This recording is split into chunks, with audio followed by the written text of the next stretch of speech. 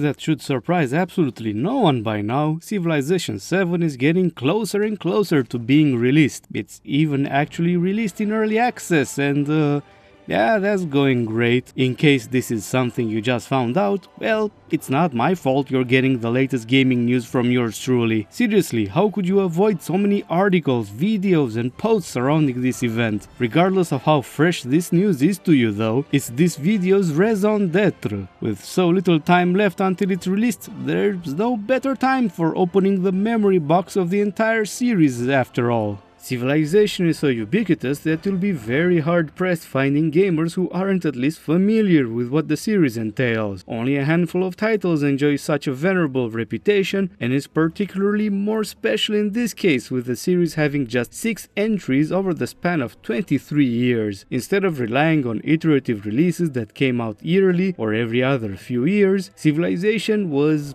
content with the small feat of constantly reinventing itself on top of being the source of inspiration for countless strategy games over the decades. If there's a mechanic, it most likely originated or was perfected in a Civilization title during its illustrious run. And this isn't limited to just 4X games either. The entire strategy field, be it turn-based or real-time, learned its lessons from Sid Meier's creations. It's not a stretch to say that Civilization games acted as laboratories for cutting-edge game design that benefited the entire genre. There are quite a few examples of pioneering games that steered gaming genres by themselves, but it's gonna be very hard in finding something like this done across an entire series with its every entry as Civ does. Those of you who followed my channel for some years and actually read the community posts I've made are aware that a Civilization Anthology has been on my mind for some time. Hell, I even have footage recorded over 2 years ago in my attempts to get this project rolling, so it's not like I didn't try until now. But why it took so long for this video to see the light of day? It's mostly down to myself wanting to gain enough experience with this YouTube thing before I jump into this challenging project.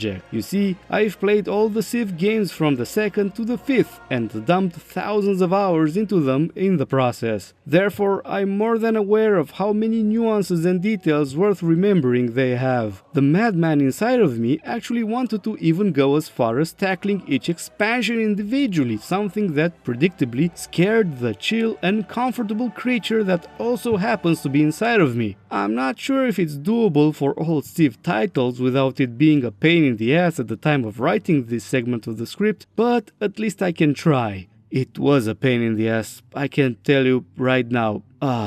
And what better project to tackle for my 50th video on this channel anyway? It's also a good excuse for me to get reacquainted with the series. As I mentioned earlier, I never played the first game since it came out way too early during my life, and as for the last, I didn't take its district system and cartoonish art directions too well, truth be told. Very shallow arguments to skip an entire game, of course, but considering I was still very happy to play Civ 5, I saw little reason to overcome my preconceptions. You know, the path of least resistance. If you're in your 20s and think it's an odd behavior, rest assured that it will happen to you very soon enough. It'll happen to you. Besides learning what I missed, it's giving me the opportunity to see if I was right to think it's very hard to return to any of the older titles. You see, even if I still think Civ 4's Beyond the Sword expansion was an excellent entry, I found it very hard to return to it after getting my hands on 5 and some of its quality of life enhancements it brought with its own expansions. Yeah, sure, I've committed a blasphemy by not uttering the beloved classic "the old one was better," but at least I made it up by doing the same when 6 came around.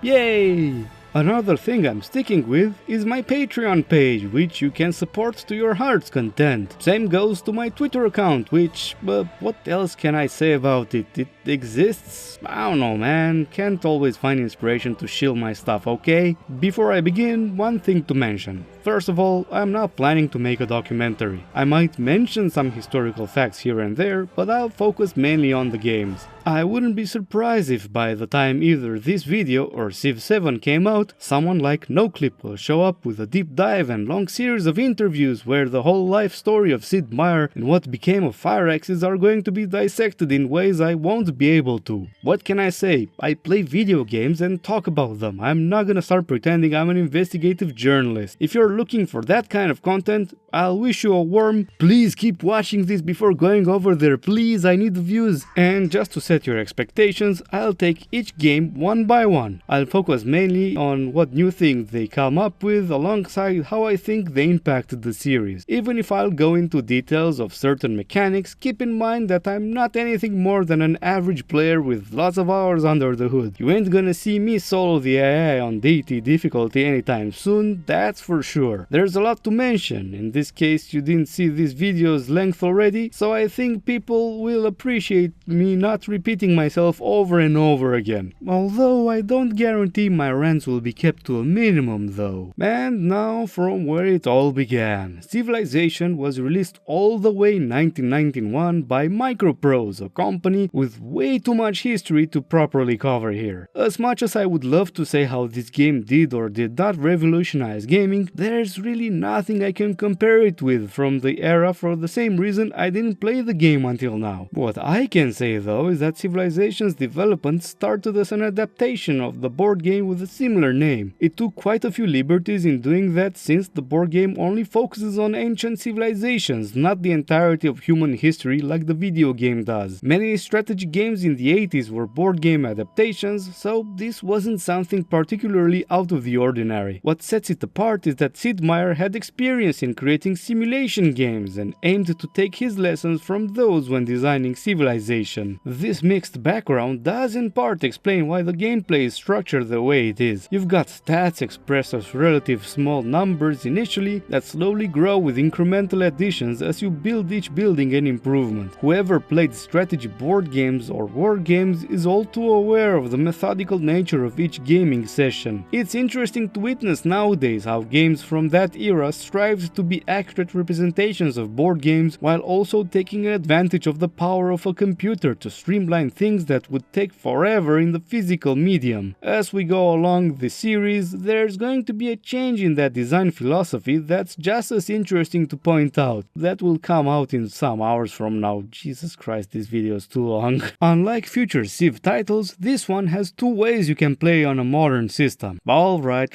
you actually have three ways if you want to include tracking down a physical copy in the hellhole otherwise known as the contemporary internet, buying it, hoping the disc itself isn't scratched or degraded by the passage of time, and finally having a modern computer that still uses a disk drive. Oh, sorry about that, where was I? Yes, there are two more options. First, you download it from abandonware websites, well, assuming nobody lies on the internet and abandonware does serve as legal protection, and running it via DOSBox. For those that want to try it out with fewer hassles, you can try out FreeCiv, which can be played with rule sets that emulate Civ 1 alongside many extra features that are out of the scope of this video. I decided against going this path because I want the raw experience, damn it! The game itself is the blueprint of everything you'd expect from a Civ game, to the surprise of nobody. It becomes more and more obvious once you start a new campaign. There are no map scripts to choose from, only the tried and tested landmass, temperature, humidity, and world age. It's very cute that these choices are shown with explanatory pictures, which, ironically, is the best way they've been described over the entire series. The only other three things you can adjust is the difficulty, the number of opponents, and which of the 14 civilizations you can play as. In case this wasn't simplistic enough, don't worry, none of the civilizations have unique features to them. Deciding between them is primarily a cosmetic choice, and that's about it. I was expecting a limited repertoire of choices, but it feels strange as hell after playing the later entries for so long. I have to say I like some of the things it's doing in regards to map generation. It feels a lot more random and not as tweaked for balance reasonings. As you might know, most of the map scripts in future Civ games come by default with settings that ensure your capital has good access to core resources and your starting area is reasonably well positioned on the map. Not here though. Old school Civ is not ashamed of kicking your teeth on the altar of random map generation. generation, at least until you start looking into its resource generation. Instead of them being generated randomly, here they are actually created in a repeating pattern all across the map. This means that you can predict what are the good spots to build new settlements long time before you research technologies that allow you to see certain resources. Otherwise, the system is fairly minimalistic. There's no such things as luxuries or strategic resources to gather and trade, and they only serve to increase the food, work or money output on the tile you find them on, and have no other qualities beyond that. Interestingly enough, each resource can only appear on a certain type of terrain, further increasing the predictability of this system. In short, having a resource is like having a slightly upgraded version of a tile. This mechanic only makes it more obvious this game drew heavy inspiration from board games, truth be told. You start the game just like every other title in the series, with a settler ready to create your nation's capital. Once you've done that, you're greeted with the familiar sight of the city's production queue, the research component with its tech tree and all that jazz. I wasn't expecting a radically different experience, but I was pretty amazed with how many things just work as you'd expect, even down to things like production values of tiles, the effects of tile improvements or city buildings, and so on. They work similarly to the future games. At the time of its release, a player definitely had to browse the game's manual to learn how to play it, but in 2024, a Civ veteran can pick it up and have a go right away with minimal adjustments. Just to give you two random examples, the granary allows a settlement to keep half of its food supply when it grows in population, and the library increases the science output of a city by 50%. These effects are identical to the ones used up to Civ 4 and 3 respectively, and I'm just scraping the surface. The economy and resource yields are straightforward. You have food, production and trade, and that's it. While the first two are pretty obvious as to what they are, trade is, well, quite a bit of story. A hoot, you'd say. Technically, it can be interpreted as commerce from future games, the yield that brings money into your coffers. Only that it actually isn't. Besides building roads like your life depends on it, other factors that influence it, such as corruption, taxes and luxuries, play a part in it. Corruption is a penalty on your income if a city is far away from your capital and varies accordingly to the form of government you choose. I'll talk about governments a bit later, but I can't move on without mentioning the unintended humor behind this interaction. Democracy stands out as the only one form of government that has zero corruption in what I suspect is a major case of Cold War American mindset. Speaking of which, can you guess how communism handles corruption? Why, of course, it's all equally distributed across the entire nation, from each according to his ability to each according to his needs, right? I remember when Comrade Marx told us we can defraud public money equally. Moving on from that, taxes and luxuries are two adjustable sliders that are very important because they determine how much science you can produce. The tax slider balances your income with scientific output, while luxuries have you choose between happiness and science. I have to say, it's neat that you get such a fine control over these things, as it does provide you with some opportunities to pick and choose according to your strategy. But it does have the disadvantage of having too many interdependent elements, which not only can have a catastrophic chain reaction and completely freeze your empire, but it's fairly laborious to understand. Food and production yields are very simple in comparison. You know how much of each you get from a tile, and all the modifiers are small additions or subtractions. Tying science and happiness with luxuries makes it more difficult to understand how much you're supposed to have, especially because they have their own systems and mechanics that depend on their values. In the end, we're talking about trade that isn't even about actually trade, but a variable in a long chain that somehow ends up with money in your coffers. It makes perfect sense once you break it down and look at the whole system, but it really is a deranged way to go about it. With all that being said, the game's age is undeniable and was one of the reasons I didn't make this video sooner. I don't like using this word, but unfortunately,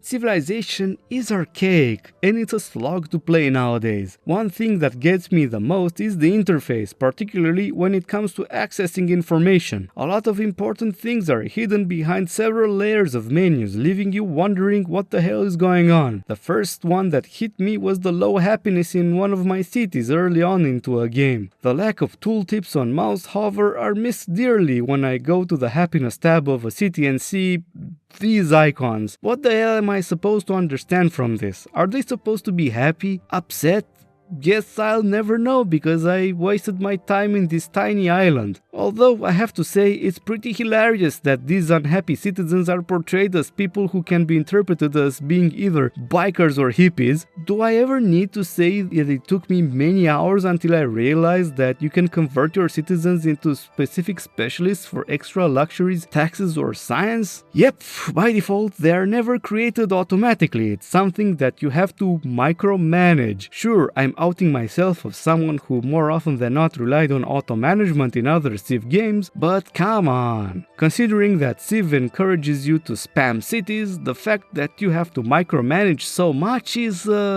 not ideal. And since I've mentioned it, each settlement has its individual happiness meter. On the one hand, it makes logical sense, but on the other, it creates a very repetitive loop of steps on every settlement to handle unhappiness. You must build the same buildings on each and every one of them because you don't have a way to pacify all settlements at once, except for some wonders and the luxuries. As a consequence, you have little incentive and opportunity to specialize the settlements you build. And it also puts a spotlight on a mechanic that's kinda pointless. Alright, hear me out. One of the things that decrease unhappiness is the presence of soldiers in the settlement, which makes sense. What doesn't make sense is that some forms of government put an emphasis on troops being in the city from which they were trained. The first thought is that it forces all your cities to invest in military infrastructure for optimal unit production, but it's not that bad because you have this nifty button from which you can convert the home city of each unit, so what's the point of all of this if you can just press a button to circumvent it? And since we're on the subject of annoyances, I think it's time to bring one of the series' biggest challenges. You guessed it, it's time to shit on roads. In Civilization at least. You see, Civ 1 does not have many tile improvements. You've got irrigations to increase food production, you've got mines to increase city production, you've got fortresses for defense, and roads to increase trade yield on the tile it's built on. Absolutely none of them have a downside, and you can quickly guess what's going to be the optimal strategy. The worst thing about this that there is no thought in the process involved. You just have to grab a settler, because by the way, they are the ones that build improvements in this game, move him one tile at a time and have him build road or even minor irrigation. You just mindlessly fill the entire map with this and reap the rewards. Actually, there is one potential disadvantage by spamming roads everywhere, which is that your enemies can use them during wars against you. Will that stop you from flooding the map with roads and railroads? Of course not. Who am I kidding? Did I mention that railroads also increase production? You'd think that settlers are no longer necessary once you finish your never-ending carpet of roads, only for them to be called upon once again in the industrial era. Even less detailed is the civic system, which consists solely in the form of government. There are 5 to choose from, with the addition of anarchy that only occurs when you transition from one to the other. The differences between them are fairly minimal and mainly balance extra money with happiness from garrison troops and the freedom of choice when conducting diplomacy. The variation between the options is kinda lacking. For example, republics are essentially identical to democracies, but objectively better. No point in taking democracy when it can throw you back into anarchy if a city revolts for 2 turns. Doubly so since its unhappiness generation is higher than in republics and other forms of government. Monarchy and communism are equally redundant, with the latter having less corruption than the former and no downsides to make the choice between them more meaningful. But both of these are compatible with the expansionist players because they don't generate unhappiness if your units are outside of the cities. Unsurprisingly, combat isn't a complex matter. Each unit has an attack and defense value, with the odds of winning a fight being directly proportional with the ratio of the corresponding statistic. Each battle is a winner-takes-all affair, with the losing unit disappearing from the game and the winner remaining unscathed since there is no health system to speak of. The experience system is a straightforward coin flip with a 50% odds of promoting to veteran after each win. It's a bit funny to see a 50% buff on all stats lie in such a system, but that's what you got in the 90s, I guess. An important mention is that in Civ and many subsequent sequels, you could stack units to form an army. In this game and its sequel, it manifests itself in two different ways. When you defend a city, each unit fights against the attacker with the defense bonuses you'd expect from things like city walls and such. But if they're on the field, the stack risks being eliminated completely by a single attacking unit. I would gladly detail my issues with this system, but unfortunately the first Civilization game is not the best of examples when it comes to these flaws. That, and I have a lot more relevant footage from Civilization 2 to back up my point. So yeah, I'll come back to this later. One last short mention is about the barbarians, which come up only when they spontaneously spawn outside of your territory and pour in towards your closest city. They act as an additional reason to invest in troops and city improvements such as walls, but they also provide the opportunity to attack the party leader for a reward in gold. Since money is hard to come by in the early game, barbarian hordes are pretty juicy targets if you have a decently sized army. Diplomacy is less than bare bones here. Interactions with other civilizations consists in either asking for tribute in money or a technology, them offering a peace offer and technology exchange, or them insulting you, to which you can choose to escalate or forgive.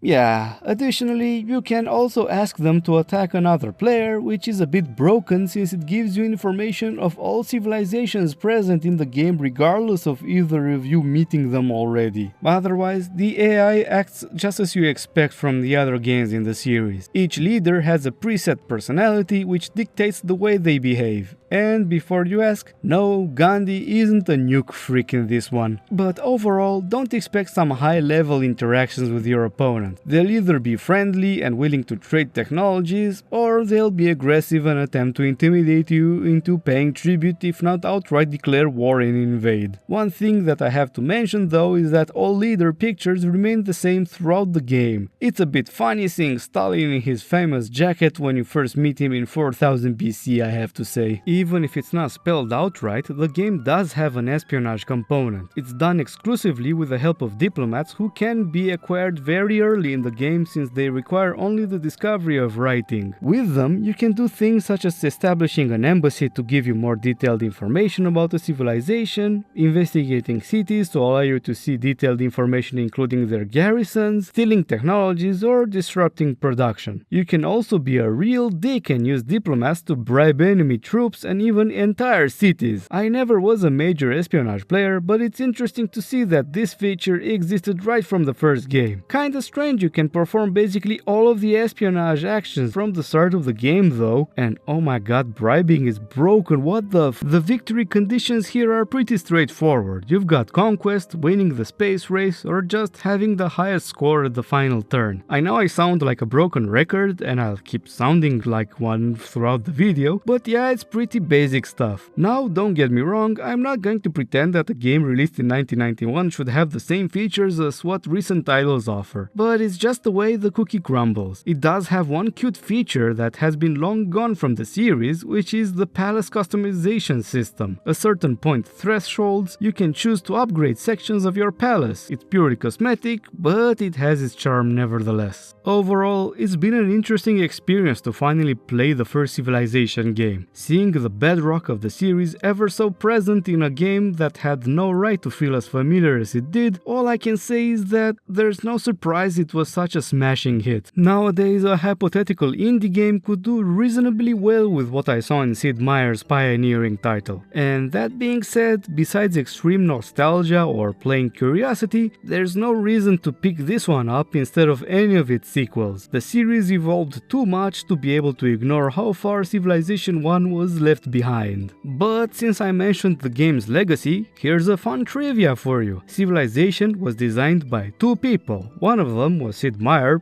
shocker I know, but the other one was none other than Bruce Shelley. 1 year after the game's release, he left the company, founded Ensemble Studios, and was the lead designer for the first 3 of Age of Empires titles. Imagine that. Well now, this was a lot more than I thought I could discuss regarding Civ 1. Suppose all I can do now is cross my fingers and hope that I'll, screw it. I'm writing this weeks before I am able to finish this script. Of course I'm not going to keep it short. Okay, fine, let's get on with it and jump straight into Civ 2. Released almost 5 years after the first game, all the way in 1996, it sets up a trend the series will follow faithfully onwards. Despite all games having Sid Meier's name quite obviously on the box, poster and everywhere else you can imagine, none after the first had him as a lead designer. This contributes to what I said earlier in regards to each entry bringing a lot of new things to the table. In this case, the lead designer is Brian Reynolds, who you might know as the main designer of another historical themed RTS, Rise of Nations. I'm tempted to joke about this being a trend in of itself, but it's the last Age of Empires adjacent creation by the hands of one who held the wheel of the Civilization's ship. As I mentioned half an hour ago, Civ 2 is the first of the series I got my hands on, around the time I got my first computer. It's a very strange feeling to see the game art and hear the main menu theme after having them essentially gone from my memory for nearly 30 years. Yeah, I'm sorry, there's only so much Civilization space in my brain at the same time it can be filled with. It's not the kind of moment that awakens something in me, but it does provide a comforting sense of familiarity with the memories it unlocks. Since this was released by the time Windows 95 was a thing, it means it's a lot more accessible to play. You just need to install the game you guilt-free acquired and apply a patch to run it on a 64-bit machine. The first one I tried unfortunately came with corrupted music and graphical glitches during cinematics, two features that are otherwise pretty high in quality. The second, called Civilization 2 MGE User Interface Editions, also has these issues, but it also fixes a bug that makes the AI hate you no matter what you do, so I recommend using it because it also brings a ton of quality of life features. I know I insisted on torturing myself with DOSBox when I'm playing the first Civilization for the sake of authenticity, but the AI bug really breaks the game. I'd rather deal with an anachronistic UI than having to deal with game-breaking bugs, thank you very much. All mentions I'll make about the UI won't include this patch's additions. And last but not least, I'm playing the Multiplayer Gold Edition, which includes all the updates and expansions that came for it. Said expansions don't change anything for the base game, so we're not missing anything by jumping straight to the complete version. The compatibility fixes only work for this version anyway, so I'm only pretending I had a choice in this anyway. Ah, the joys of writing a script full of convenient justifications for your audience to gobble up on. After getting this out of the way, you are greeted with the most typical early Windows 95 era menu you could ever imagine. This game's just raw dogging the interface and it's a joy to behold. No full screen, full Windows interface for us to enjoy that's actually usable during gameplay. Why bother with fancy buttons and drop down menus when you can simply use the ones provided by Microsoft? I'm not really sure what determined this mini trend, but I have a feeling that the sheer enthusiasm surrounding Windows 95's release rubbed on so much that some developers were led to believe that the operating system's own UI is cool enough to warrant not needing their own. Let's start with the game creation part. This time there are a few more options to choose from. For starters, not only you can choose 3 options for map sizes, but you're also given the freedom of selecting the exact size of it. You can make it as much as 10% larger than the largest preset, so it's not much of a difference if you're a size queen. After that, we can choose the landmass, and most importantly, the land formation between archipelago, continents and varied, marking the humble beginnings of map scripts. Other options regarding world generation, such as temperature, humidity and world age, are all the same. The generated maps are closer to what you'd expect from a Civ title, which includes the bias towards making player spawns pretty good places for a prosperous cities, and having resource generation be more random instead of it being aligned on a fixed pattern. While you still have a maximum number of 7 AI opponents, now you have the freedom of choosing the aggressiveness of barbarian activity. They'll act along the same principles as in the original title. This option only changes how often they invade players' territories. And last but not least, the civilization selection was raised to 21, but just like in the first game, the distinction is mainly cosmetic. I do have to make a special mention for the fact that each civilization has one leader for each each of the two genders, and their titles are adjusted depending on that and the form of government that's currently implemented. It doesn't change anything in the terms of gameplay, but it's a nice touch nevertheless. The first thing that's clear right as you start the game is the change in perspective. Unlike the first game, Civ 2 is played from isometric perspective. I don't have an opinion either way between the two, truth be told, but I think it's worth mentioning, especially since future games will keep making changes in this aspect. Otherwise, the thing you tackle in the first few turns are mainly the same. The terrain is the same, the goodie huts give similar rewards when discovered, whoever played the first game had no problem picking up the sequel. But like many of the things I'll mention later, it's the same but bigger, with more features and in more detail. For example, the largest map you could have in Civ 1 was 80 by 50 tiles, while now you can go as far as 125 by 80. Big fan of this. Okay, wonderful pun guy. Additionally, there are twice as many resources that not only increase the yields of tiles, but serve as the backbone of expanded trade route system. The thing I like the most about how cities work is their surface they cover, and how that works with the map size when it comes to immersion. As you can see, cities can only work a set number of tiles around them, the so-called big fat cross. There are no such things as borders, cultures, and any of the fancy stuff later games brought to the table. This means that when you explore the map and move your troops around, the distance between your cities and the rivals feels much greater. You need more than just a couple of turns to get next to another player's cities, and it takes a long time to colonize large parts of the map because each city doesn't gobble up ridiculous areas around where they were created. I always liked playing on the largest map size I could in each and every game to have the illusion I'm actually spending my time on the surface of a vast planet. After all, we're talking about games where you have to recreate an alternative history of a fictional Earth. It would make no sense for this pretend scenario to take place on a tiny continent where everything is crammed in like sardines in a can. I'm mentioning this because it's going to be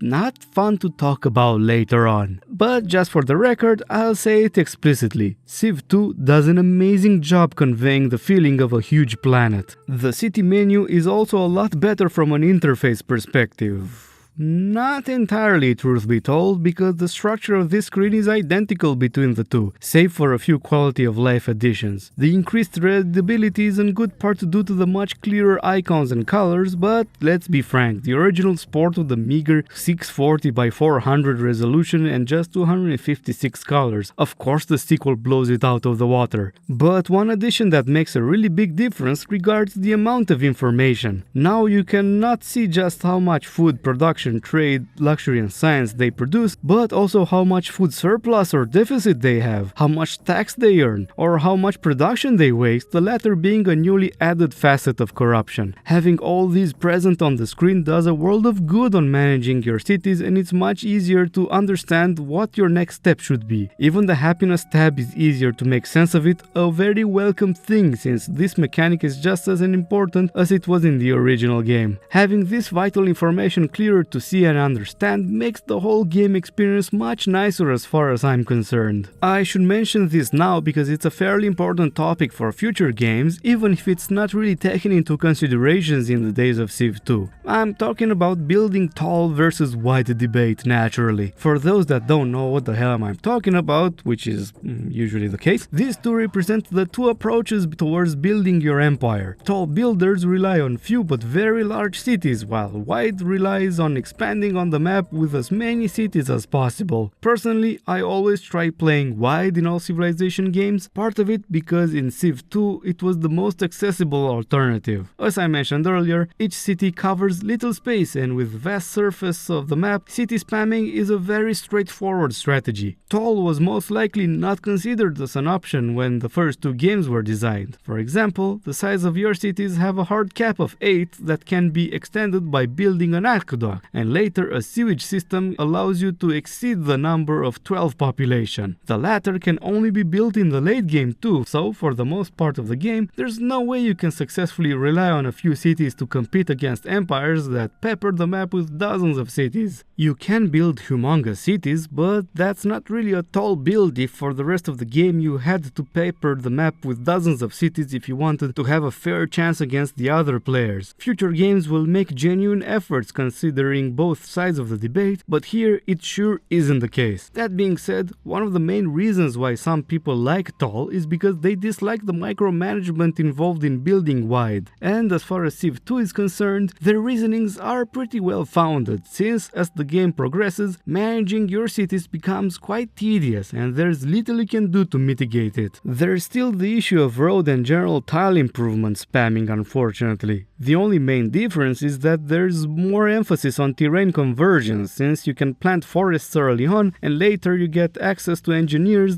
that have the ability to terraform for even more changes, like making hills and plains and transforming deserts into grasslands and all that jazz. Things will get better on this front as the series progresses. It's only that it will happen very slowly. Almost as slow as the speed with which your workers carpet the entire map with nonsensical roads and farms. Ha! God, I fucking hate road spamming. Oh my god, end my life. Since I touched on resources and trade, how was it changed? Actually, what trade? I didn't mention it, but in the original Civilization, you could build caravan units and send them to trade with other towns and create a trade route so you gain extra trade. The resource... You know what?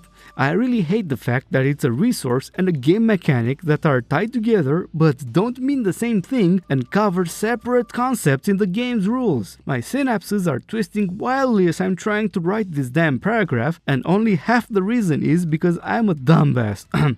Anyway, Civ 2, the trade routes have an extra thing thrown into, which is the resource demand. Each town will supply and demand different resources, and the latter being determined in part by technological advances. For example, cities can demand uranium, as you would, but naturally this will only happen late in the game when the appropriate technology has been researched. The demand isn't relevant to happiness or anything of the sort, but it does apply a multiplier on caravan deliveries, increasing your income in the process. The system of adjusting taxes, luxuries and scientific research was carried over, but with two major improvements. First of all, it's all done on the same screen, thank the gods! It was annoying as hell to have them separated since you had to balance all three at the same time. Whoops, the taxes are too high, but I don't remember what the luxuries were. Guess it's time to exit this screen and check the other one. Not to mention that you can finally see the income and expenses in the same screen, meaning you can finally properly plan out knowing if you're in the black or in the red. Great quality of life feature, not going to complain as much as I like to poke fun at the situation. The second large improvement regards its connection with the government system. Instead of giving you a free range of options from the start, each government type allows you to redirect money only up to a certain percentage combined. This percentage starts at 60% for despotism and slowly rises for later governments, giving you an increased leeway for handling your taxes. This is an excellent addition because it encourages players to change their governments as research makes new ones available. This also ties with a better differentiation of bonuses granted by each, so there are no more redundancies as they were in the first game. But there is one thing to mention. Remember how funny it was that in the original game democracies had no corruption? Well, it's okay now. Democracies still produce no corruption, but now does communism as well. Yeah, the famous totally not corrupt regime. The combat is also expanded. Not only there are almost twice as many units overall, but they now have more abilities and most importantly, hit points. It's a terrific addition because on the one hand, it reduces the risk of RNG completely wrecking your army on bad dice rolls. Winning a fight can still damage your unit if it has more than 1 HP, adding a bit more complexity to your troops' movements since lower HP reduces their movement speed. Not only you have to consider where you move your damaged units, but their strength and movement is also reduced accordingly unless you rest them for a couple of turns. Unfortunately, the way troop stats are designed still makes for weird gameplay. Let me explain. The higher HP of more advanced units slightly tip the scales in their favor, but not by much. You are perfectly able to pick up a catapult with 6 attack from the classical era and smash units from the industrial era. Now, to be entirely fair, there are plenty of things you can do to improve defense of a unit, such as fortifying, being in rough terrain, or having a veteran status. But that's just papering odd balancing. Stacks of Doom are still a thing, and oh man, this is a very contentious part of the series. Some people love them, some people hate them, and a bit of a spoiler, I lean towards the second category. But how does this mechanic manifest itself in the first two games? Oh boy, it's exciting and terrifying to open this Pandora's box. As I mentioned when I talked about the first game, stacks attack individually but defend either individually when protecting a city or as a group when they're attacked on the field. This means that cities are pretty well defended by said stacks, since attackers have to kill defenders one by one until they're able to march inside and take control. The flip side is that stacks outside of cities are extremely vulnerable. You can instantly lose something like 5 troops simply because your opponent was able to blitz a catapult towards your stack using the roads you yourself built ages ago. This possibility obviously discourages you from ever needlessly stacking your units, so fights become pretty positional affairs on the map. Moving troops becomes a game of cat and mouse, in part because of how much better it is to attack most of the time. So, your movement is focused on avoiding being in range of the enemy troops during their turn. I am surprisingly excited by this. I have to admit that these two games' approach to stacks is a lot better than I remembered. And then I realized why I had such a bad impression. I was remembering the next two games' implementation of this mechanic. The worst is yet to come.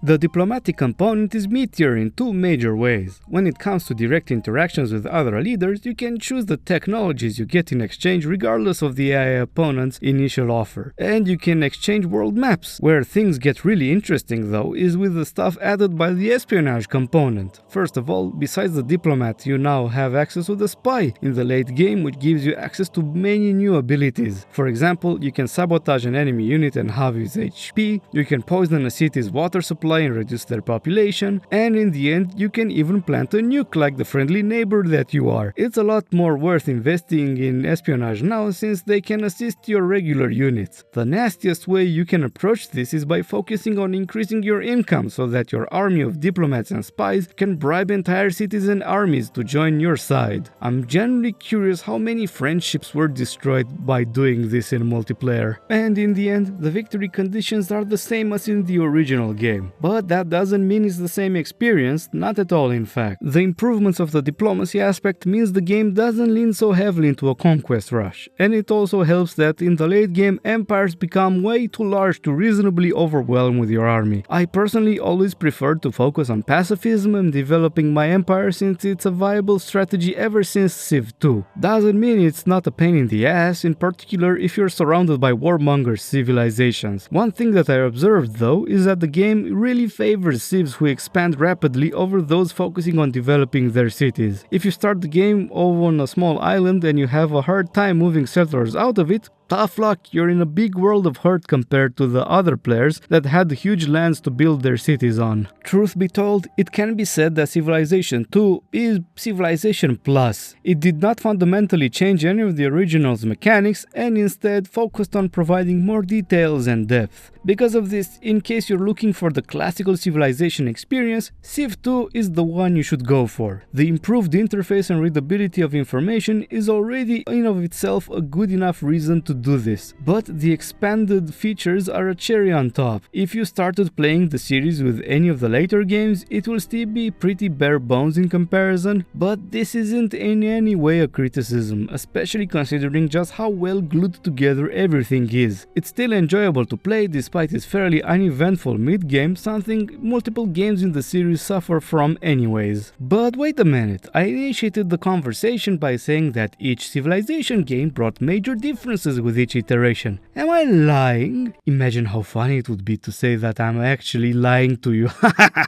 No, my friends, despite all I have said earlier, Civ 2 has indeed done one thing that pushed forward the series in a significant way. It was designed with modability from the ground up. This was the age of Doom, having hundreds upon hundreds of WADs created by the community, so in this sense, Civ merely walked the beaten path. But even for today's standards, having a developer be willing to not not only dedicate the manpower but simply confident enough to pass the reins to anyone willing to have a go at it is not something you see very often. Yes, confidence, because it's not rare to have creators act like their vision is either infallible or in danger of being tarnished by passionate people who might get their grubby hands on their precious child. It shouldn't be much of a mystery what my stance is on this video game modding topic, I hope. Because of this addition, Civ 2 has a huge selection of custom scenarios to choose from fairly standard stuff such as World War II scenarios to sci-fi, fantasy and many other creative ideas. It's a huge shame I'm not able to find this, but I generally remember there was a scenario that was men versus women in a war of the sexes kind of setup where you could nuke the other half of the globe because we're just having a little bit of fun. See, that's what I liked about the 90s. There was no sexism to be seen in our society because we just didn't see sex. Wait a minute, that didn't came out right. We were sex blind. I think we should just move on. And with that, we're moving on to the next game. Civilization 3 was released in 2001 with much anticipation from yours truly among many others. Now flying under the banner of Firaxis and 2K, its lead designers were Jeff Briggs, designer and composer of the previous two titles, and the newcomer Soren Johnson. Besides reaching the heights of starring in the comment section of my Old World video, the latter had a fairly fruitful career as a sole designer of Civ 4, Off-World Trading Company, and of course Old World. Having not played the second title, I can at least say without a shadow of a doubt that the other two are excellent 4X titles. If you ended up at this part of the video and you somehow still didn't play either of them, you should start doing it since yesterday, or the day before yesterday, if possible. Soren Johnson had a lot of input during the development of Civ 3 and is the author of overhauling many of the game's mechanics by rewriting the code from the ground up. The fact that he got to be the sole lead designer of Civ 4 should serve as a good summary of how well his efforts paid off here. After the initial release, the game had two expansions. Besides new civilizations and a few additions to the tech tree, Play the World was focused on adding multiplayer functionality, including new game rules for matches, while Conquests expanded the game's new features of civilization traits. I really wanted to play each version separately, but truth be told, it's too much of a pain in the ass to do so. Boo, I always knew YouTubers are lazy bums, why don't you get a real job for a change? The issue is that after the launch of Conquests, Firaxis released the complete edition of the game that, for some reason, does not have the executables of the previous two versions despite having all the files and folders necessary to run them. There are some guides which purport to allow booting a vanilla Play the World session, but between old patches and running pages through Wayback Machine to find the required information because they are so old they were taken offline, I gave up. Ideally, I'd have to install a vanilla version of the game from my legally and ethically sourced copy. Wasn't this joke fun the first time I made it, huh? Wasn't it fun? And I hope to not encounter massive compatibility issues at every step of the way when installing official patches. Thank God the editions are few enough that I can just play complete edition and be done with it. Another victory for the lazy YouTuber. Hooray! Celebrate with me. Yay! The only shame is that by going this route, you're completely unable to see the intros of any other version. It's very odd that among its folders you get six video files labeled intro that are just the complete edition's version, and it's particularly irritating because it undermines each of the three initial versions of the intro. Vanilla has this very creative take on the Tower of Babel with a camera panning to reveal different stages of the human evolution. That's some terrific and memorable design. It's even on the poster, it's like a very memorable image. Then you have Play the World, which is visually quite striking, pulling all the stops in pre-rendered videos as far as non-Blizzard studios were able to do, followed by Conquest, which is pretty damn kick-ass theme to accompany its admittedly short and unimpressive video. Complete Edition replaces them with a strange compilation that attempts to mash together all three videos on the background of a theme song that's clearly not it. Wait a minute, is this end guitar peaking?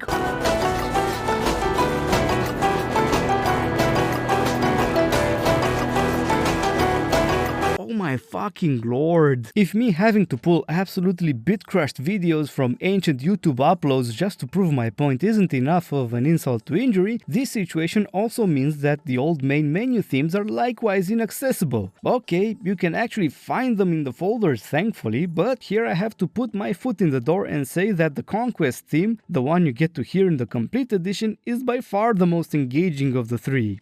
Or is it? Vanilla uses the same theme as the intro video. It's got a sort of Middle Eastern-ish vibe with some mystery sprinkled in.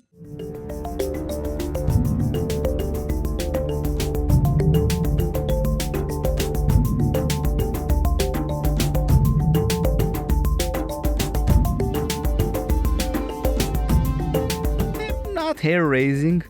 Conquest is a long and sweet war drum, Mongol throat singing, rhythmic piano and violin accompany piece for scrolling through the game's extensive Civilopedia articles.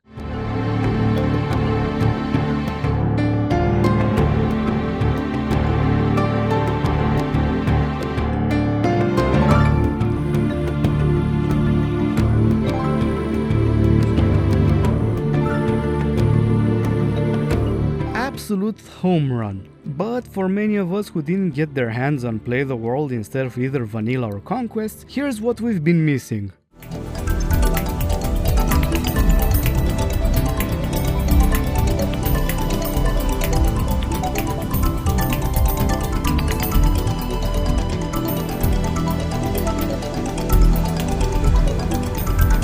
Holy shit, what the hell is this synth, man? As someone who considers the original Blade Runner one of the best movies ever, despite its threadbare plot solely because of Vangelis' synths, consider me floored. But still, the call of the steps is just too strong to ignore. Is this really how I'm gonna start talking about one of the most transformative games of the series with rants about all the intros and theme songs? How the hell does anyone have patience watching my content is beyond me sometimes. Now that we've got this very short side note out of the way, what does it offer in terms of game setups? Besides that, I have to congratulate putting all the maps and barbarian settings on a single well-designed page. Civ 3 sports by far the series' largest map, with a whopping 160 by 160 tiles for its huge setup. For those unaware about the differences, these are the total maximum number of tiles each game has. Civ 1 has just 4,000, Civ 2 has under 10,000, and Civ 3 has over 25,000. Surely the numbers will go up in the next games, right? The increased map size also comes with a nice addition of having up to 16 players in a game. Naturally, this is coupled with an increased selection of civilizations, with 31 to take for a spin in here. And from here, the new additions start showing up, because starting with Civ 3, civilizations aren't simple cosmetic choices anymore. Each has now access to a special unit, unique to them, a feature that will be carried over for the rest of the series from this point onwards. They replace the base versions of certain units and offer some slight advantages over them, such as better stats, lower production costs, or special abilities. Additionally, if you win a battle while using them, they can grant you a golden age, yet another brand new concept that became a staple. And if that wasn't enough, civilizations also get to have two special traits, which grant their own bonuses and synergies with specific world wonders. The bonuses are things like additional yields of certain resources, several buildings taking half as long to being built, and wonders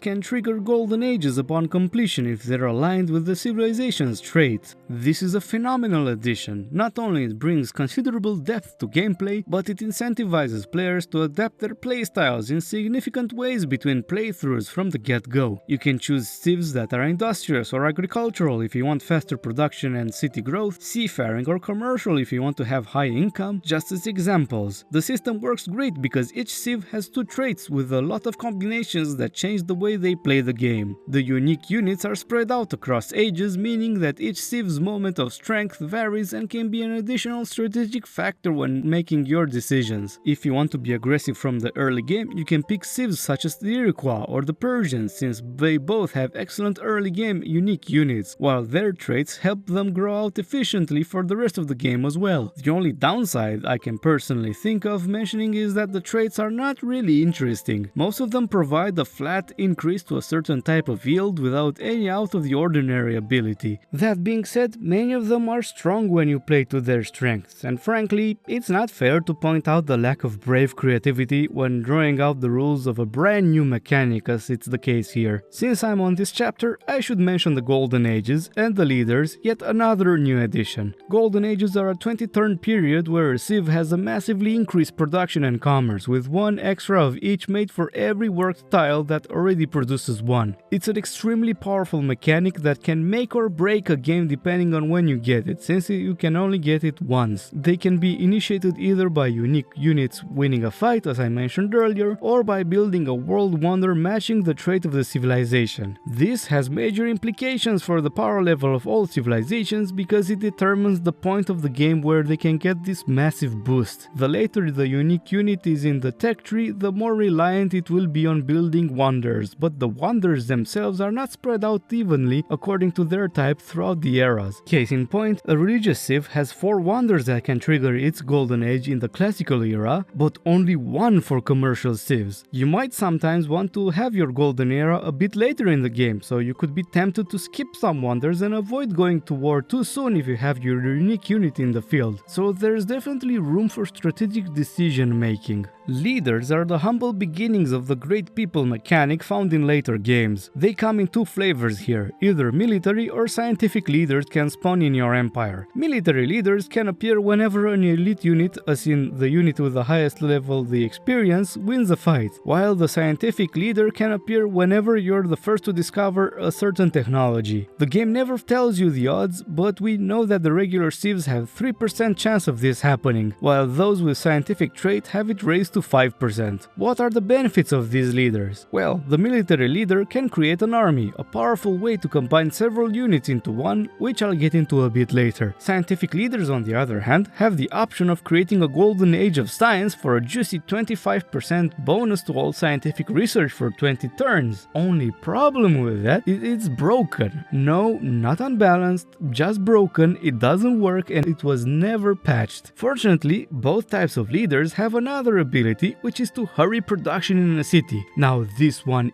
is broken in the exact way you're thinking about because it allows you to instantly finish any great wonder in the game that you're producing. As you start the game, the increased visual detail is right there in your face. Even if the previous game had a good readability on the map, Civ 3 really stands good on its own. The only exception to this is the jungle tiles, which for my poor eyes are so visually busy that it might as well camouflage everything around it. And I'm not even colorblind, don't want to imagine how much of a pain in the ass that would be in those circumstances. Not an entirely fair criticism though, considering I'm playing at a resolution that's 8,000 times higher than what your average PC in 2001 had. The terrain types are mostly the same, with few additions but nothing out of the ordinary. It's in the resource department where changes are a lot more significant. First of all, they are now split into 3 categories: bonus, luxury, and strategic. Bonus resources are functionally what they were in the past games, just special tiles that provide slightly higher yields. Luxury resources have the additional characteristic of providing happiness when they're connected to roads with your capital, and can be exchanged in trade deals with other players. Last but not least, strategic resources can behave similarly to the luxuries, but instead of providing happiness, they unlock the ability of producing certain units and buildings. Needless to say, this makes city positioning extremely important because some resources like iron are vital for large parts of the game if you want to have a good chance to compete. All these additions give more meaning to your choices for city placement, and the variety of resources to look after certainly beats whale hunting in Civ 2. You thought we finished talking about the brand new stuff? Well, you're wrong, because the moment you plop down the first city, you'll immediately spot the border around it. That's right, we're finally getting culture borders with our cities. Even if the work area of a city remains the same as it was in previous games, the initial border are smaller than that. In order to expand them, buildings with cultural yields need to be built and then wait for the threshold towards the next level to be passed. This means that finally you actually control the territory, and things like roads you build being used against you no longer happen within these borders. There's a culture system to talk about, but first let's carry on with the things you can find in here. The city menu itself keeps on improving the clarity of information, but at its core, it's got the same functionality. Now all the information is kept on the same screen, no more sub-menus to click through. The only caveat is if you want to see detailed info about the commerce, you need to access the domestic advisor menu. Sure, another menu, but it's an extremely detailed and well-structured one, and it's that good that even games that had little focus on this component, such as the Total War series, borrowed it. A big change that we have is the ability to instantly change production without losing the shields gathered, unless the thing you switch to requires less than what was already produced. This means that you can quickly adapt your production queue according to changing circumstances, so I see this as a very welcome quality of life feature.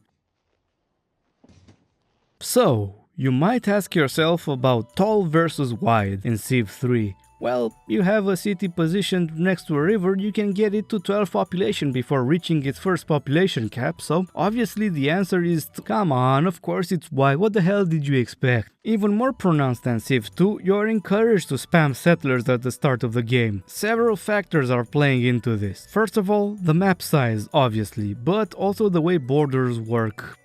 Or don't. You see, cultural borders aren't stopping troops and settlers from moving freely wherever they please. To add insult to injury, if the AI complains 2 turns in a row about trespassing and you apologize, the second time your units are automatically teleported to the other side of the border, while when the situation is reversed, their units won't budge. Which is a big issue since the AI is improved and knows how to play smart, which in this case also means that they also spam settlers in hopes of getting all the prime real estate. So, unless you plan to fight endlessly and costly wars in the early game, you must out-settler them and secure your corner of the map. Maybe if you're a god at this game you can make it with a single city, but it's more likely you'll win the lottery grand prize twice in a row. I don't know, 3 times? I don't know math, okay? I'm just bad at it.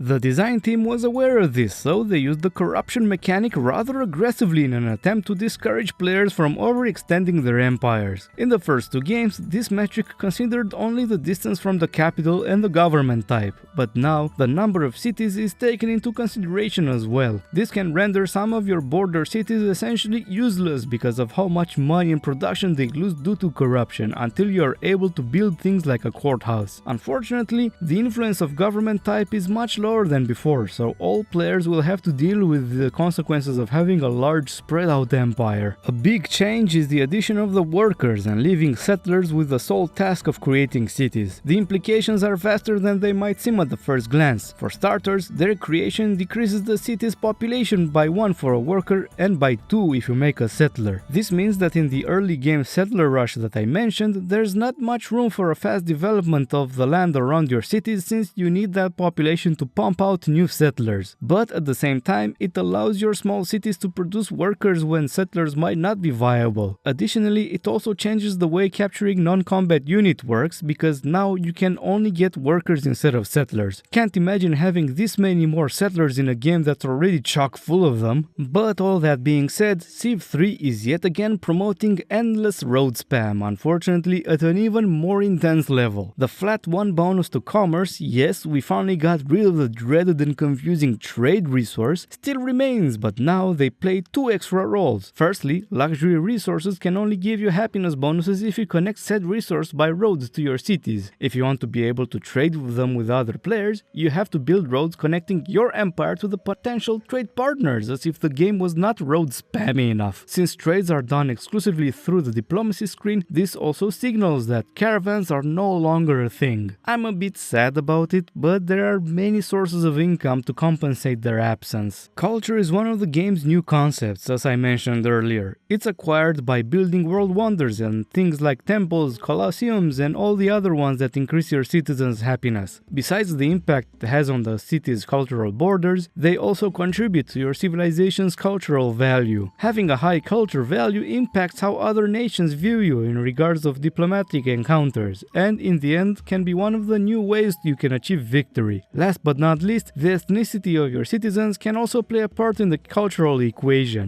Specifically, when you capture a city, the likeliness of a revolt is partially determined by the difference between the culture value of yourself and the civ that they previously belonged to. This includes the possibility of a city flipping to the control of another civ. I'm a bit on the fence about this part, but it's mainly because there's no way to check how likely is a city to be flipped to a rival, and when it happens, you lose absolutely all units that were garrisoned there. It's not the first game mechanic that keeps important information vague, unfortunately. Future games will play more with the culture system, but what we have here is definitely an honorable debut. The governments have had a bit of a change. As I mentioned earlier, their impact on corruption is not as important as it seems on paper. Instead, they now impact the number of units you are able to support before paying money. These numbers vary depending on the size of each city you control, giving you an extra incentive to develop your cities so they can grow large as possible. Needless to say, this is by far the most important thing to consider when choosing the form of government, since it directly determines the size of your army. That being said, the entire system rests on three core mechanics that aren't explained very well, truth be told. First of all,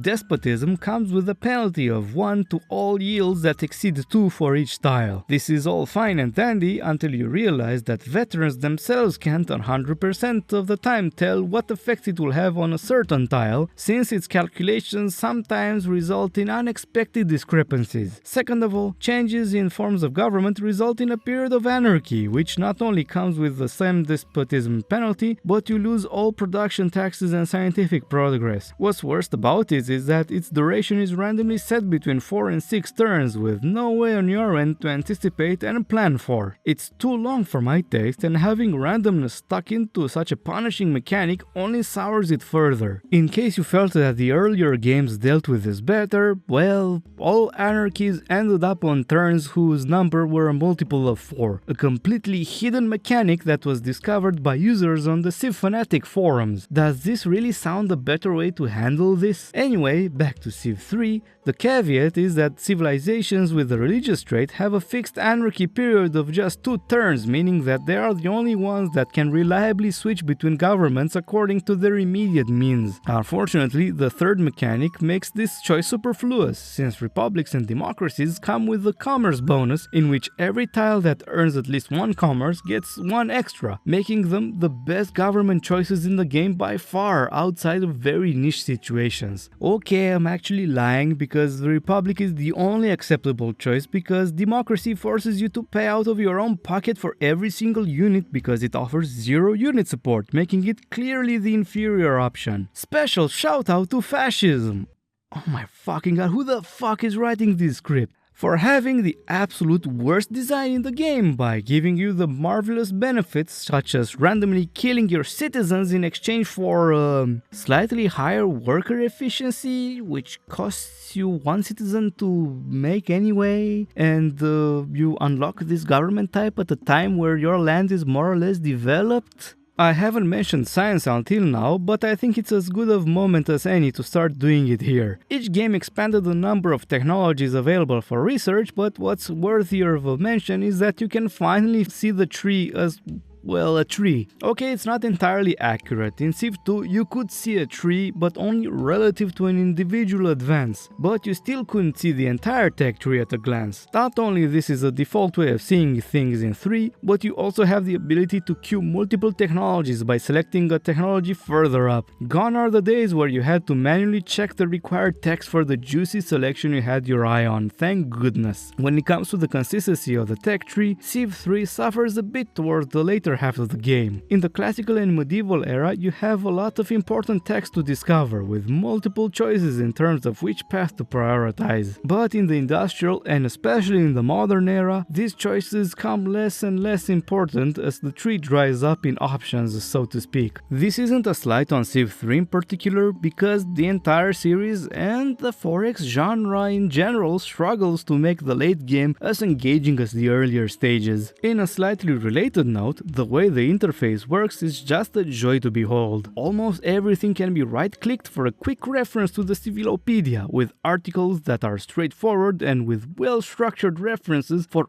all related interesting concepts. The informative articles are worth reading as well, and in this sense, here and in Civ 4, you've got the best material of the series. I won't waste a lot of time on the subject, despite the disappointment I have had when I saw how poor Civ 5 Civlopedia was. It would be very easy for me to say things like back in my day and proclaim how gaming is declining, but it would be simply missing the point to do so. Nowadays, if you're really interested in a subject, you're a couple of clicks away from an entire novel worth of articles and hours of videos that go further and beyond what even the best Civilopedia articles were able to provide. This in-game encyclopedia is a feature from a time when your best bet was to have an entire library of books if you wanted to quickly read on a history topic. As much as it pains me to say so, times are different, and the Civilopedia of old is not fit for purpose anymore. Man, now we get to the combat part, and oh man, it's a doozy. Stacks of dooms are still a thing, of course, and it's perhaps here where they were implemented in the most frustrating manner. Fortunately, the raw stats of units make more sense now, but the fundamental part of what was wrong in Civ 2 is amplified here. You don't lose an entire stack if unit loses a fight, which on one hand it makes sense, because let's be real, that was stupid, but on the other it means that besides rushing to attack a city or something like that, positioning means a lot less now, since there's little point in spreading your armies out more than you need. The HP system was evolved and it's no longer part of a unit's base stats, but instead a component of unit experience that can range from conscripts to elite, corresponding from 2 to 5 HP. This does mean that more advanced units are less likely to lose a fight, but it's still a dice roll, so of course it can happen. You also have the ability to perform ranged attacks with certain units under the form of a bombardment, allowing you to soften up your enemies before charging in. Since the bombardment is a separate stat to the regular attack, it means we thankfully don't have the situation where you could spearhead a mass of catapults to kill enemy troops or any other stupid things like that. And if you were worried stacks were annoying, don't worry, you also have the ability to create a so-called army in which you can load up 3 units and add up all their hit points as you bulldoze your way across the battlefield. Neat. The frustration comes from how conflicts quickly devolve into a sort of trench warfare scenario, with defensive units fortified in terrain with good defensive modifiers and hoping for the best. Once cities with walls and other fortifications are involved, it simply turns into a game of building dozens of units and flood the map, which in turn means you have a lot of micromanagement on your hands, as if handling the carpet of cities wasn't enough already. Another point of frustration is how encounters take place. So, if you're charging a city with 8 attacking units, for example, what will usually happen is that your units are dying and theirs are left with 1 and 2 HP, and they also level up, which raises their hit points by 1, then essentially making them 25% stronger because of how combat mathematics works. Even if the system works as intended for its design, it's really annoying to see how your experienced units lose a bunch of HP randomly or even outright die simply because you had a bad dice roll when these were calculated. In this circumstance, it's furthermore annoying that unless you manually check every plot of land, you have no idea about how much defensive bonus a unit gets on a particular tile. It's a shame because this is the first time when attacking across the river comes with a penalty, for example. Not to mention that leveling up itself is yet another random event, so there's no real way to anticipate when your unit will be promoted, or when your elite unit will produce a military leader.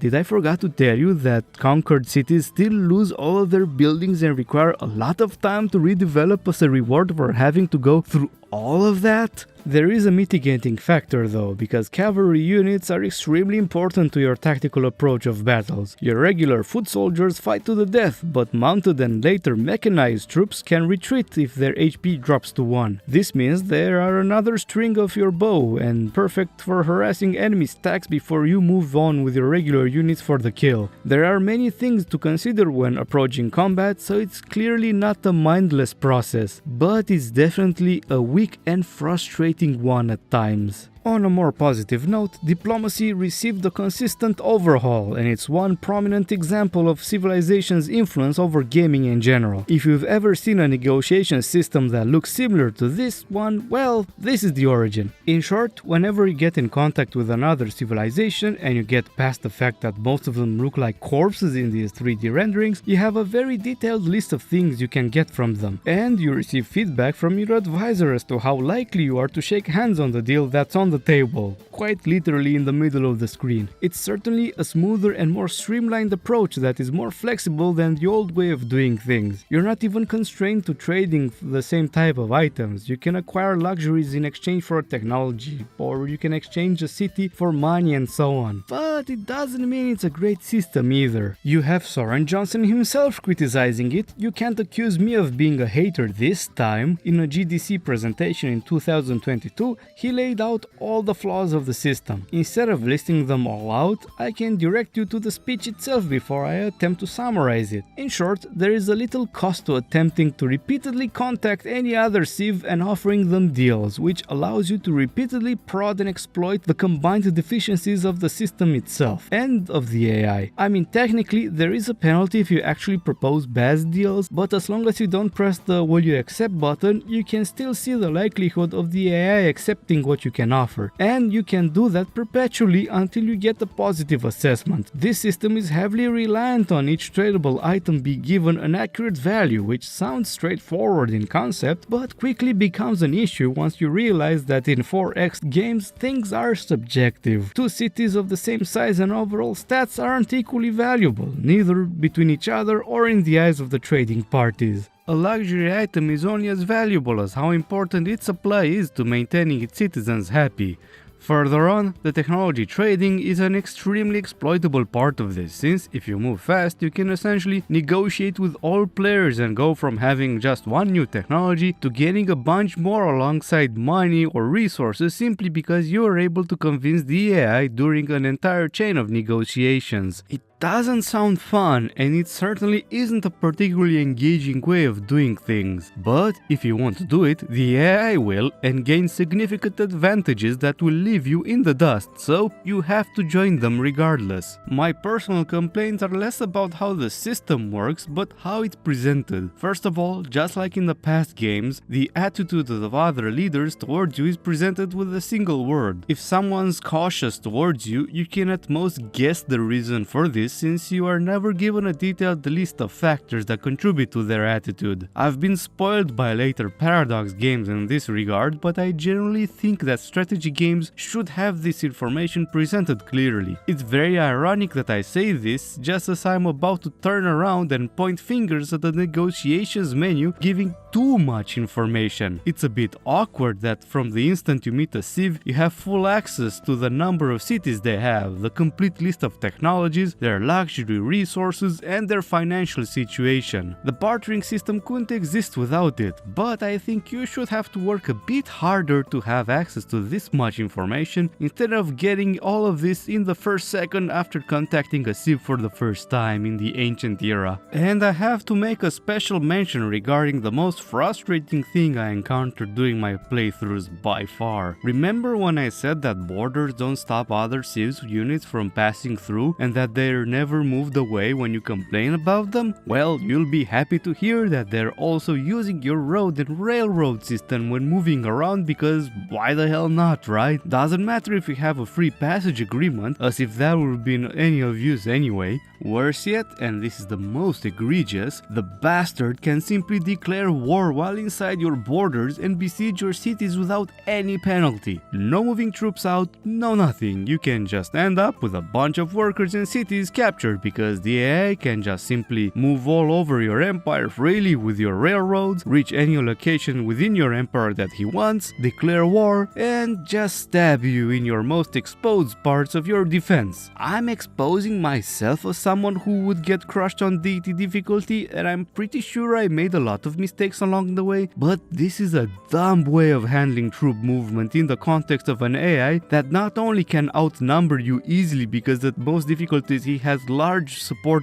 bonuses over human players, but benefits from never being forced to evacuate your lands unless you kill them. Espionage is still a thing in Civ 3, but unfortunately it's changed in a way that makes it less interesting. You no longer have diplomats and spies roaming around the map, because now you just enter a menu and press buttons to perform missions. It's definitely less engaging, and it's entirely reliant on paying money for every action you take. The only added thing that you can choose how much you're willing to pay and influence the success rate of missions by doing so. Otherwise, the silver lining is that this way of doing things reduces another potential avenue of micromanagement, so maybe I'm a bit too harsh when I'm saying it's a downgrade. There are more victory conditions compared to the previous games. You already have the classical conquest, space race and highest score, but now you have domination, culture and diplomatic in the game. Domination is a bit funny because it involves controlling over 2/3 of the map's land and population, meaning that conquest is almost impossible to achieve before you trigger this one. Culture victory is achieved by having either a single city or your entire nation above a certain culture value, with the latter triggering only if you're also at least twice as higher than any other civ, something that's very hard to achieve due to how AI plays from my experience. The last one is diplomacy, which involves being elected as the UN Secretary General after the United Nations is built by one of the players. This one relies a lot on having a large nation that has a good relationship with other nations, so if you're a pacifist like I traditionally tend to be in these games, it's one of the more attainable ones. It's fairly easy to just rush the tech, build the UN, and then use your extra techs to make alliances against your opposing candidate, so you guarantee all the votes go towards you. But the real victory is achieved in the palace construction minigame. Returning to the outside after the last game had us play interior designer, what you achieve here is the true measure of your ability to lead your people.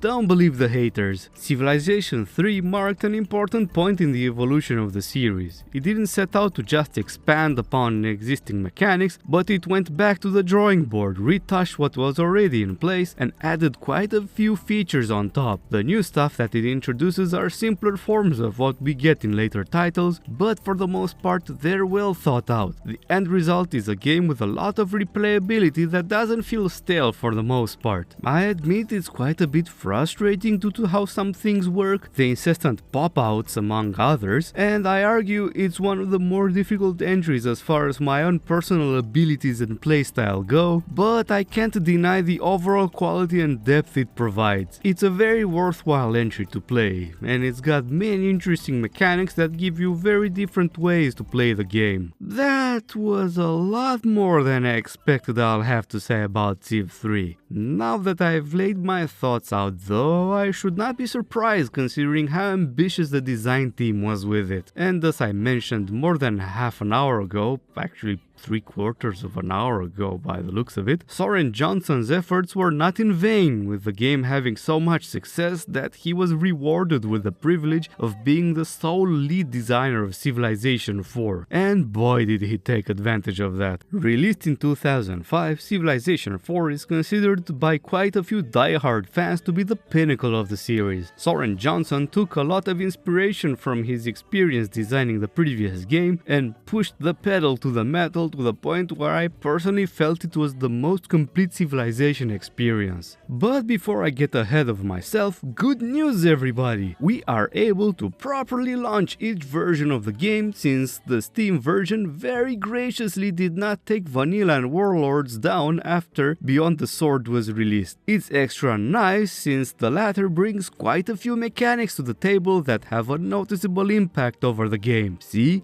This is how you preserve earlier versions. And what an awesome quality of life feature it is for the game in particular. After all, the original release brought us a theme song that's part of gaming history, since it achieved the feat of being the first ever video game song to be both nominated and winner of the Grammys, back when video game music had to compete with, I don't know, Limp Bizkit, Vanilla Ice, and whoever else was top of the charts back then. I'll spare you the pain of having your introduction to Christopher Tin's Baba Yetu made by yours truly, and I thoroughly invite you to give it a listen for yourself and then tell me it's not fitting like a glove.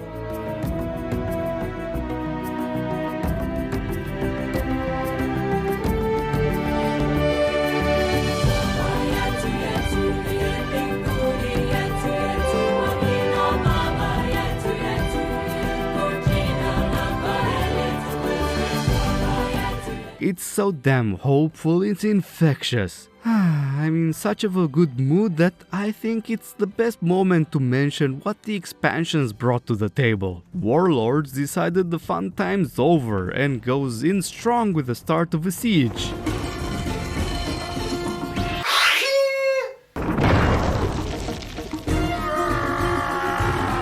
That's me on a Saturday night right before hitting the bars. Even if it has quite a theme song to surpass, Warlords does an honorable job by having Al Nada, a song composed by the Rahbani brothers from Lebanon.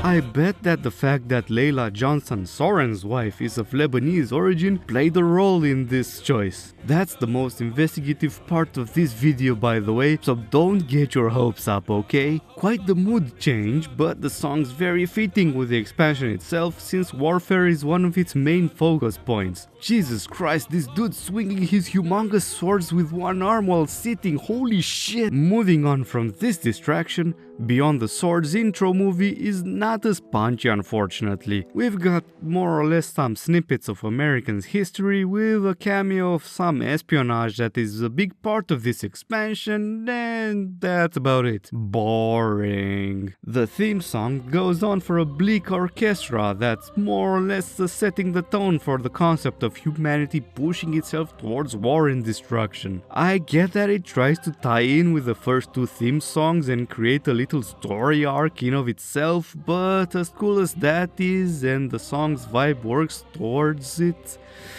doesn't hold a candle to the other two, I'm sorry. And now let's dive in, shall we? As far as the game setup is concerned, we can clearly see quite a few additions. The game comes with a larger variety of map scripts, and we also have two additional types of climate. A great addition is that of the game speed setting, allowing you to go for a very short or very long game. I usually play on epic speed, so I can't comment on the balance of each one, but I would say that epic is more punishing to mistakes, both when it comes to choices made regarding developing your empire and when it comes to combat itself. The scripts themselves are quite varied, with some being tailored for multiplayer sessions while others being more focused on providing intriguing templates. I can't make a judgment over how they are because remember when I was talking about map sizes earlier? Like a long time ago? Great then, because after the impressive map sizes of previous games, Civ 4 raises the ante and we're able to play on maps that can reach 100 by 60 tiles. Oh, what? That's just 6,000? Ah, Okay, I can't be that mean because I don't think this was an intentional design choice. You see, Civ 4 also debuts the concept of using custom map scripts created by the community, something I'm a huge fan of, by the way. There's a ton of flexibility for what's allowed to be programmed into them, from things like how resources are distributed, whether or not all players start in the same continent with a new world left to be discovered later in the game, and so on. More importantly, they can also increase the maximum size beyond the maximum found in the default scripts. For instance, I'm playing Totestra, a variant of the popular Perfect World script, and it allows you to play on maps that reach 192 by 128 in size, which is a little over 32,000 tiles overall. Yep, that's my jam alright. Anyway, the Perfect World code within it is fairly complex, as the goal of the script is to simulate tectonics and weather patterns when it generates the planet. You don't have to take my word for it, just look at how long it takes to generate on well-performing modern systems. And it can also crash due to hitting the memory limit fairly often, and also it happens in the late game during the AI processing turns, by the way. Don't get panicked, it's not eating my 32 gigs of RAM. It's just that Civ 4 uses a 32-bit executable, which, as some of you might remember, comes with a limitation of 4 gigs of RAM that can can be allocated to it. That's a meager amount for today's standards, but 20 years ago you'd find this only on high-end systems. Like, for Christ's sake, the game system requirements listed 512 megabytes of memory, and people still complained performance was poor. Remember that recommended system means that the performance tests were done on machines with that spec, so realistically it could run well on even lower size of RAM machines. Even without ambitious map scripts to further bring down these poor systems to their knees, the default scripts were not kind anyway. In these circumstances, I don't want to imagine how bad people would have received the game had they made the huge maps even just double the size of what they are in the default scripts. Or I sure fucking hope this was the reason, because small maps fucking suck. Now that we got this calmly out of the way, we've got one more goodie for us to revel upon. First of all, we've now got 18 civilizations to play as. Oh wait, that's not a goodie, that's fewer than what we had in Civ 3. Alright, the initial release of that game only had 16 civilizations, but let's not start splitting hairs now, says the guy that's 1 hour and a half into a video. But for the first time we see leaders in civilizations as two distinct elements. The civs keep the unique unit, while it's the leaders who possess the unique traits. This separation was needed because now each civ can have multiple leaders to choose from, with their numbers being at 26 overall. Not much I can say that isn't obvious, but it's a really cool feature. It gives you more gameplay variation and replayability, and also more variety for AI personalities. So you see, those 18 starting options are in fact 26, which is not bad considering its predecessor surpassed that number only after its 2 expansions. If the main menu music hasn't clued you in about Civ 4's complete willingness to pull out all the stops, the map generation progress bar is accompanied by a neat animation that describes the creation of Earth and inception of human civilization. Those eagle-eyed will recognize this as the direct reference to a similar animation from all the way back in the first Civilization game, only that this time we are accompanied along the way by none other than the voice of Linar Nimoy, marking the first game where we get a voice narrator. Finally, there evolved a species known as man, and there appeared the first faint glimmers of intelligence. This also extends to each discovered tech, having small snippets, quotes and sayings being read out with his own voice. From now on, each game will host a different voice actor to perform these. As I mentioned earlier, since I'm using a custom map script, I won't make a comment regards how they play, but I can still talk about how they look. First of all, for the first time in the series, we can change the camera perspective, something which, to my shame, I just found out about. I've been playing this for like years, oh my fucking god! The terrain itself has the same types of land in the previous games, but this time everything is much easier to spot. To further aid us, the game offers us the option to display the yields for each tile and to highlight the resources. The displayed yields are actually accurate this time, and they include any bonuses granted by tile and city improvements, golden age bonuses, adjacency synergies, and what else takes part in calculating them. It's a shame the resource icons are so large and lack transparency, because when you're zoomed out they cover too much of your screen, and without them it's quite difficult to distinguish the resources from one another. Said resources still come in 3 varieties, but the way they work has changed. First of all, to get access to one, you don't need to just connect a road to it, you also need the tile improvement that are specific to the type of resource they work on. Because Civ 4 also adds a significant number of new types of tile improvements that require certain technologies to unlock, this means that acquiring resources is a more protracted process. I personally think it's a good thing because it incentivizes not only a more focused tile development, but it's also a good way to shake up the progress through the tech tree. You're no longer just wonder rushing, but you are given good reasons to vary your researches between playthroughs. Just to give you an idea, the 12 luxury resources are split between 5 different types of tile improvements, and their required technologies are quite spread out in the tech tree. Another added element is that now all resources give you empire-wide bonuses when they're improved and connected. Besides luxuries giving you happiness and strategic resources providing access to new units, buildings and tile improvements, they all give a slight boost to food, production or commerce. This only applies to the first copy of that resource, meaning that you have more than enough reason to trade the additional copies to another player. This also applies to food resources, which used to be called bonus resources in the past games. They mostly offer food bonuses in all cities, but they also provide one of the game's new additions, health. Civ 4 also introduces the idea of luxury resources manufactured by the player, in this case in the shape of the so-called hit resources. These are specifically hit singles, musicals and movies, and are each produced by specific world wonders. They only provide happiness, but they are also meant to be traded since you get more than one of them. And as a final touch, certain resources offer a significant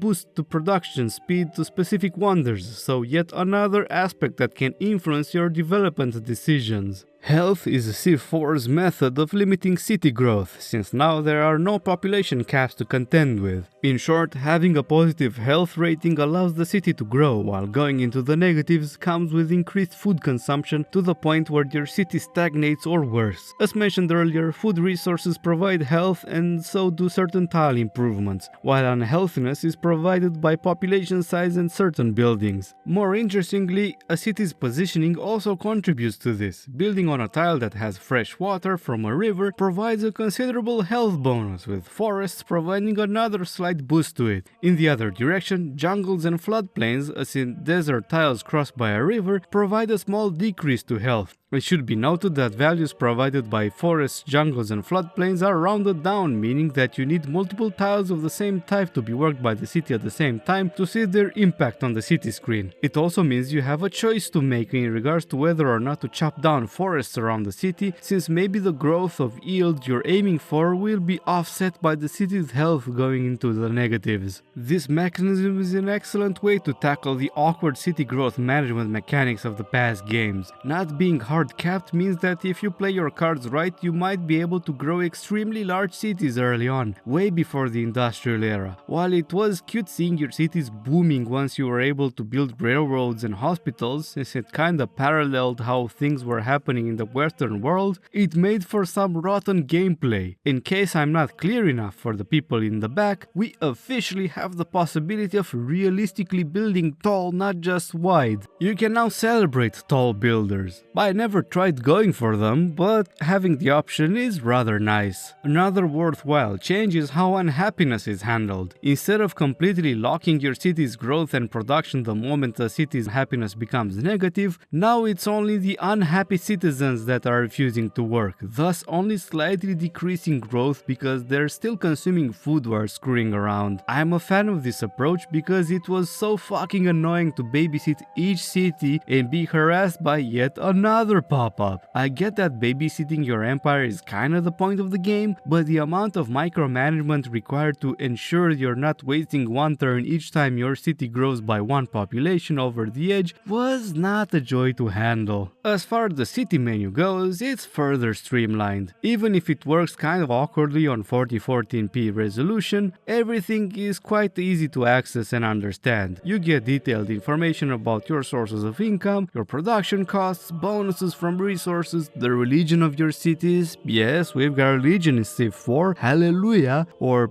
mashallah I guess. The information is clear, accessible and detailed. The only functional difference I have to mention is that now switching production doesn't transfer the shields to your new choice as it was the case in Civ 3. It's neither good or bad, it's just a different way of handling things, although it was leaning towards being slightly overpowered to be able to instantly transfer all production without any penalties. On the other hand, the new system does have the advantage of allowing you to plan out the production, since whatever is pushed down the queue retains its shield, so it's not like you start over once it's back on the top of the list. And you'll be often put in the position where this is necessary, particularly in the early game. You see, another way Civ 4 tackles city growth is how it changed the creation of settlers and workers. Before, creating them decreased your city's population the moment they were were completed. This meant that very small cities could not create them, since if the population went to zero, it would have disbanded the city itself. But it also favored settler spamming over prolonged periods of times in cities with very high food production, since they were able to increase their population faster than what they were losing when creating the settlers. This is no longer the situation in Civ 4, because any city that produces a settler or a worker freezes its city growth until it finishes or switches production. Naturally, this has deep implications for gameplay. For example, spamming settlers right from the start is a bad idea because it completely stunts the development of your capital in the early game. Instead, it incentivizes you to develop your cities before you start sending out settlers. This might be just a matter of habit on my end, but I find this approach more natural since I found the previous game's settler rushing to be quite cheesy. As part of a 1-2 double whammy, Civ 4 adds another mechanic that is intended to discourage spamming cities. The corruption mechanic is gone and gives way to maintenance costs for the number of cities you own, not just the distance from the capital. It's an interesting way of doing it, but I can see the disadvantages as well. For example, with corruption in the worst case scenario, you ended up having cities that produced nothing. It was annoying of course, but not overly punishing either. With maintenance it becomes very easy to sink your finances because there's plenty of cases where you lose more money than a city produces, making overextensions a net negative. There are ways to counteract this, but if you're not careful, you can cascade into hemorrhaging money and ruin your mid-game, which isn't fun. I mean sure, skill issue and all that, but most people don't play Civilization LARPing as pro gamers or pro financiers, so take that as you will. With so much emphasis being placed on money, it creates a lot of pressure on this particular system, since if you run out of funds, everything collapses, like dominoes more than before. At least buildings don't contribute to maintenance, I suppose. As I mentioned earlier, that's a lot more tile improvements available for workers this time around. Besides giving you multiple stages of acquiring resources through tech requirements and unlocking the necessary improvements, it also offers you flexibility in terms of what to focus for each city's development. In the past games, you only had mines and farms to boost food and production, but now you have things like lumber mills to increase production without chopping down a forest, or windmills to boost food production on hills. It's great to have so much variety because not only you're not spamming the same thing on all tiles, but it also gives you the opportunity to make meaningful choices. You want a city to grow fast, or do you want it to have an extremely high production? Or maybe you want to make more money. The fact that most of them give additional bonuses from various techs means that you have more reasons to develop your tiles as soon as you can. It's most important with my favorite tile improvement of them all, the cottage, because the more turns this one's worked by a city, the faster it will level up and provide you with more money in the long term. At its last stage, it's one of the best tile improvements in the game due to how much of everything it produces. A good change is that roads now no longer give commerce bonus for each tile they're placed upon, only small bonuses when they're connected with other cities. Even if you still have to connect resources with roads, it's still a major reduction with how much you need to plaster the map, thank the Lord for that. To compensate, commerce is now produced by tiles adjacent to rivers that have forests and jungles cleared out. This is not the final form of the war between designers and road spam though, so expect more of this. Culture is expanded, but it works in similar ways. The big change is that in the mid-game you get access to a slider dedicated to culture. This is important because several buildings offer happiness according to how much you put in the culture slider. Thus, it changes quite significantly how well you can develop your cities afterwards because you get this extra way to handle unhappiness. A problem many 4X games have is that they bring nothing new to the table in the mid to late game, and I think adding something like this certainly helps spice things up. One of the big changes Civ 4 comes with is the introduction of religion, but as exciting as it is to finally get one of the most symbolic elements of humanity in the series, it's a bit disappointing in my opinion. In short, each religion is founded by being the first to research a particular tech, and they create a holy city that provides you with a decent chunk of culture every term, especially in the early game. Religions then spread out either automatically or with the help of missionaries that that you can purchase, and the cities get a small boost in culture for the privilege of doing so. You can also choose a state religion that gives you a little extra happiness in cities that follow them, but it also improves the relationship of other civs when it comes to diplomacy if they follow the same faith. You also have access to specific religious buildings that give you more culture, money, and a science boost. What's the disappointing part? Well, it's that all religions are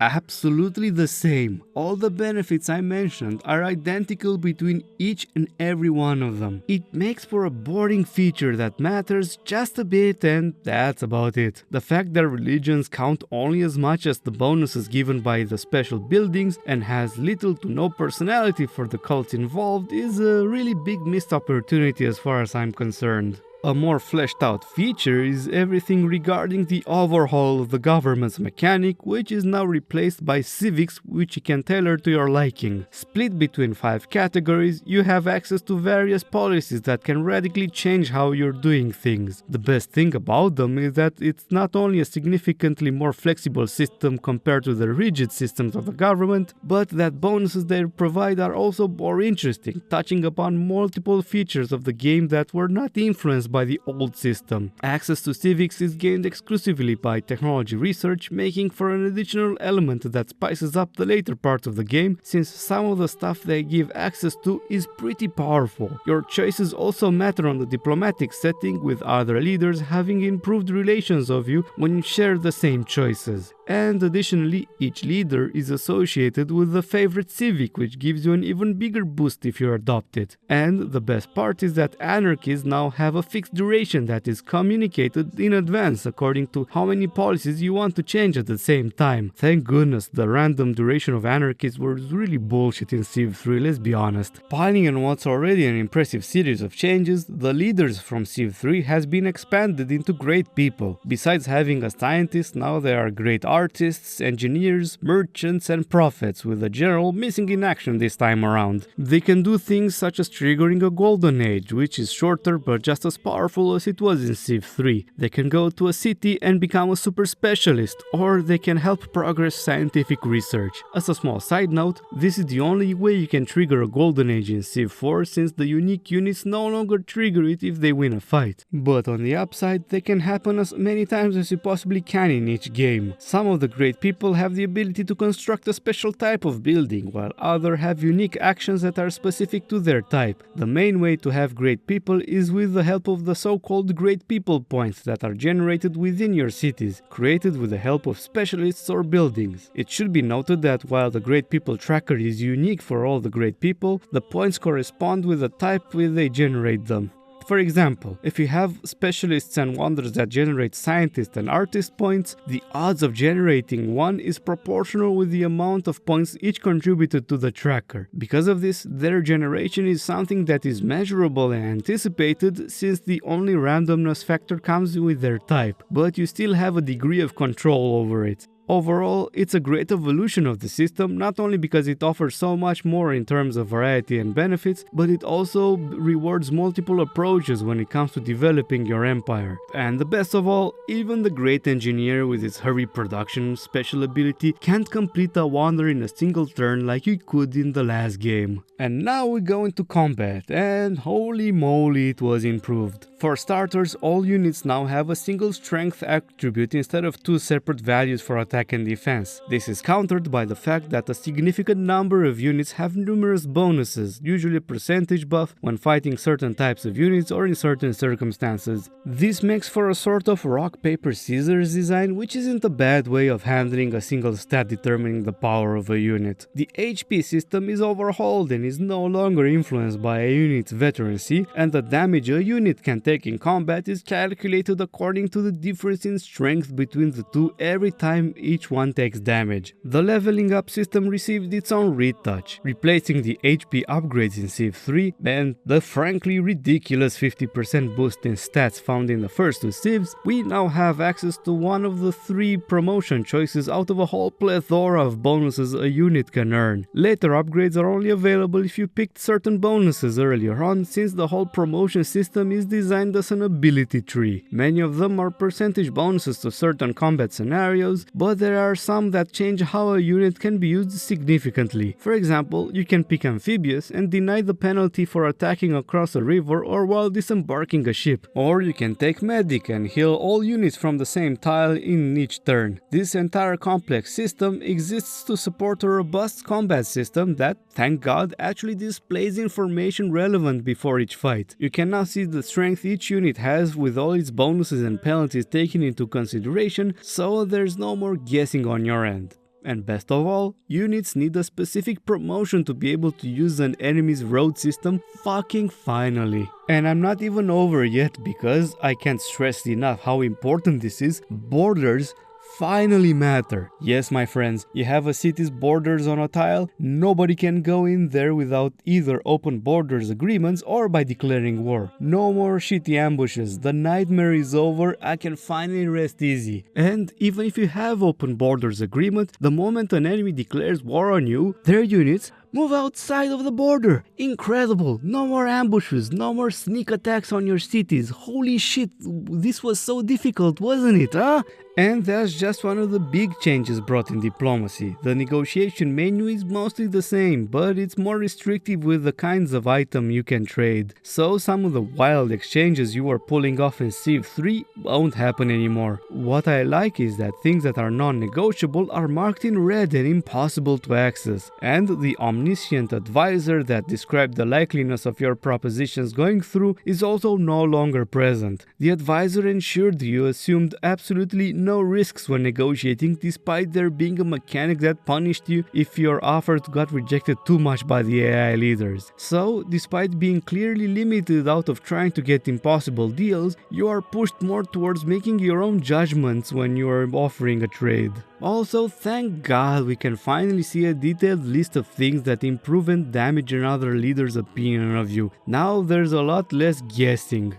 And for the first time, we got really nice animations during negotiations with other leaders. Sure, the technological limitations and all that, but I still can't get over talking with Alexander's corpse in Civ 3. And we've got the first appearance of each Civ having its own anthem played during these meetings, a neat touch of personality that I sorely missed in the previous games. They lean on sort of cartoonish side the way they look, but by this time the Fire Axis art direction was becoming more and more of a defined thing across their titles. It's just a shame that the portraits no longer adapt to the era they're in anymore though. The AI is significantly better at playing the diplomacy game. Gone are the days where they would be taken to the cleaners and act as the player's ATM for the entire game, like it happened in many Civ 3 sessions. Not only that, but the way they behave is more logical and complex. They can be your friends, sure, but if they perceive you as a rival, they will make efforts to block you since they're playing to win just the same way a human would. Because of this, they're more enjoyable to play against as well, because it papers over the classical axiom of strategy game AI, which is that they just cheat like crazy at higher difficulties. I'm sorry, I know it sounds like I'm outing myself as a bad player. I actually am a bad player, but it's just how it is. In the previous games, the AI behaved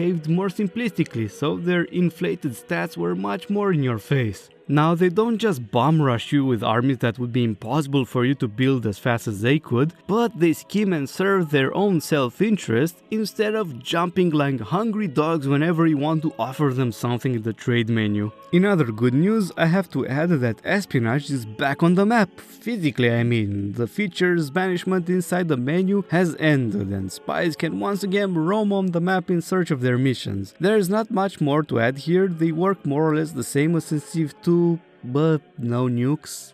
Shame. In all honesty, Vanilla Civ 4 was already a solid entry in the franchise. It improves many things its predecessors struggled with at times. It's enjoyable to play and provides a lot of replayability. I know that there are fans that prefer Civ 3, but I think this one's a better rounded experience. Yes, even if the Palace upgrade minigame is gone, may it rest in peace. So how does Warlords improve on that 8 months later? Yep, you heard that one right. This expansion needed less than a pregnancy to be delivered after the initial game's release. Why the fuck am I making these allegories? First of all, besides the new civilizations and rulers it comes with, Warlords spices them all up with 2 new things. For one, trades have been expanded with 3 new to choose from, which increases the variety and strategic options you have when choosing your leader. But the more relevant change is the introduction of unique buildings for each civilization. It's a really great addition because once they got separated from their leaders, civs were left with little to differentiate from one another. Just like the unique units replace regular ones, so do buildings for the default versions, and in some cases they're strong enough to direct each civilization towards a particular playstyle. For example, the Holy Roman Empire replaces the courthouse with a rathaus that reduces the maintenance with 75% instead of just 50%, or the Malinese replace the forge with a mint that offers an extra 10% income in the city it's built in alongside the production boost the regular building already provided. And these are not insignificant benefits at all, and unlike unique units, the buildings and their benefits are always relevant, so picking a civ isn't only about which era you want to be at the peak of your strength. Additionally, religion was made more relevant now because of the addition of several wonders specifically catered to making your state religion more powerful by adding specific bonuses to it. This means that you can still technically customize your faith even if it's in a slightly convoluted way. It's an improvement over what we had, but I'm still not entirely pleased by the rigidity of the system, including how religions are founded. The change that's also part of this whole expansion's theme is the re-addition of the great generals. Unlike other great people, these are not generated within cities but by your troops as they win battles against other nations. They can be used in boring ways like making them a super specialist or have them construct a special building, or you can do the fun thing and attach them to your troops and get access to loads of unique and very powerful promotions. It's a very well needed upgrade for the war aspect of the game and complements the rest of the system. I don't understand why Great Generals weren't part of Vanilla Civ 4, but I suspect they did not have the time before launch to figure out what to do with them. One last addition worthy of mentioning was the introduction of vassalage, which is a new type of relationship you can have with another nation. In short, if you win a war and subjugate the loser, the vassal contributes significantly to your empire's happiness and economy. Additionally, part of the vassalized state's territory and population contributes to your domination victory objective,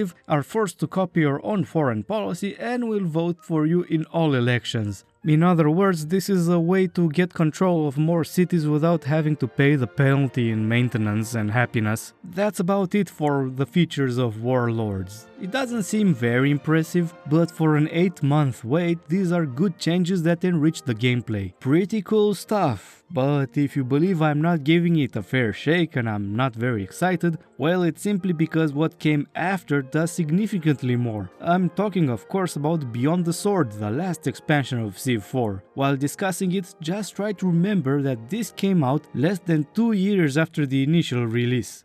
So what do we have here? First of all, with all its additions tallied up, there are 34 civilizations and 52 leaders to choose from in total. It's really damn impressive, I have to say. Just from this perspective alone, replayability is guaranteed. If that isn't enough, this expansion gives you the option of allowing you to be able to pair any leader with any civilization you desire. I would say that's ahistorical as fuck, but considering that you can play as the Native American Empire in the shoes of Emperor Sitting Bull in the regular rule set,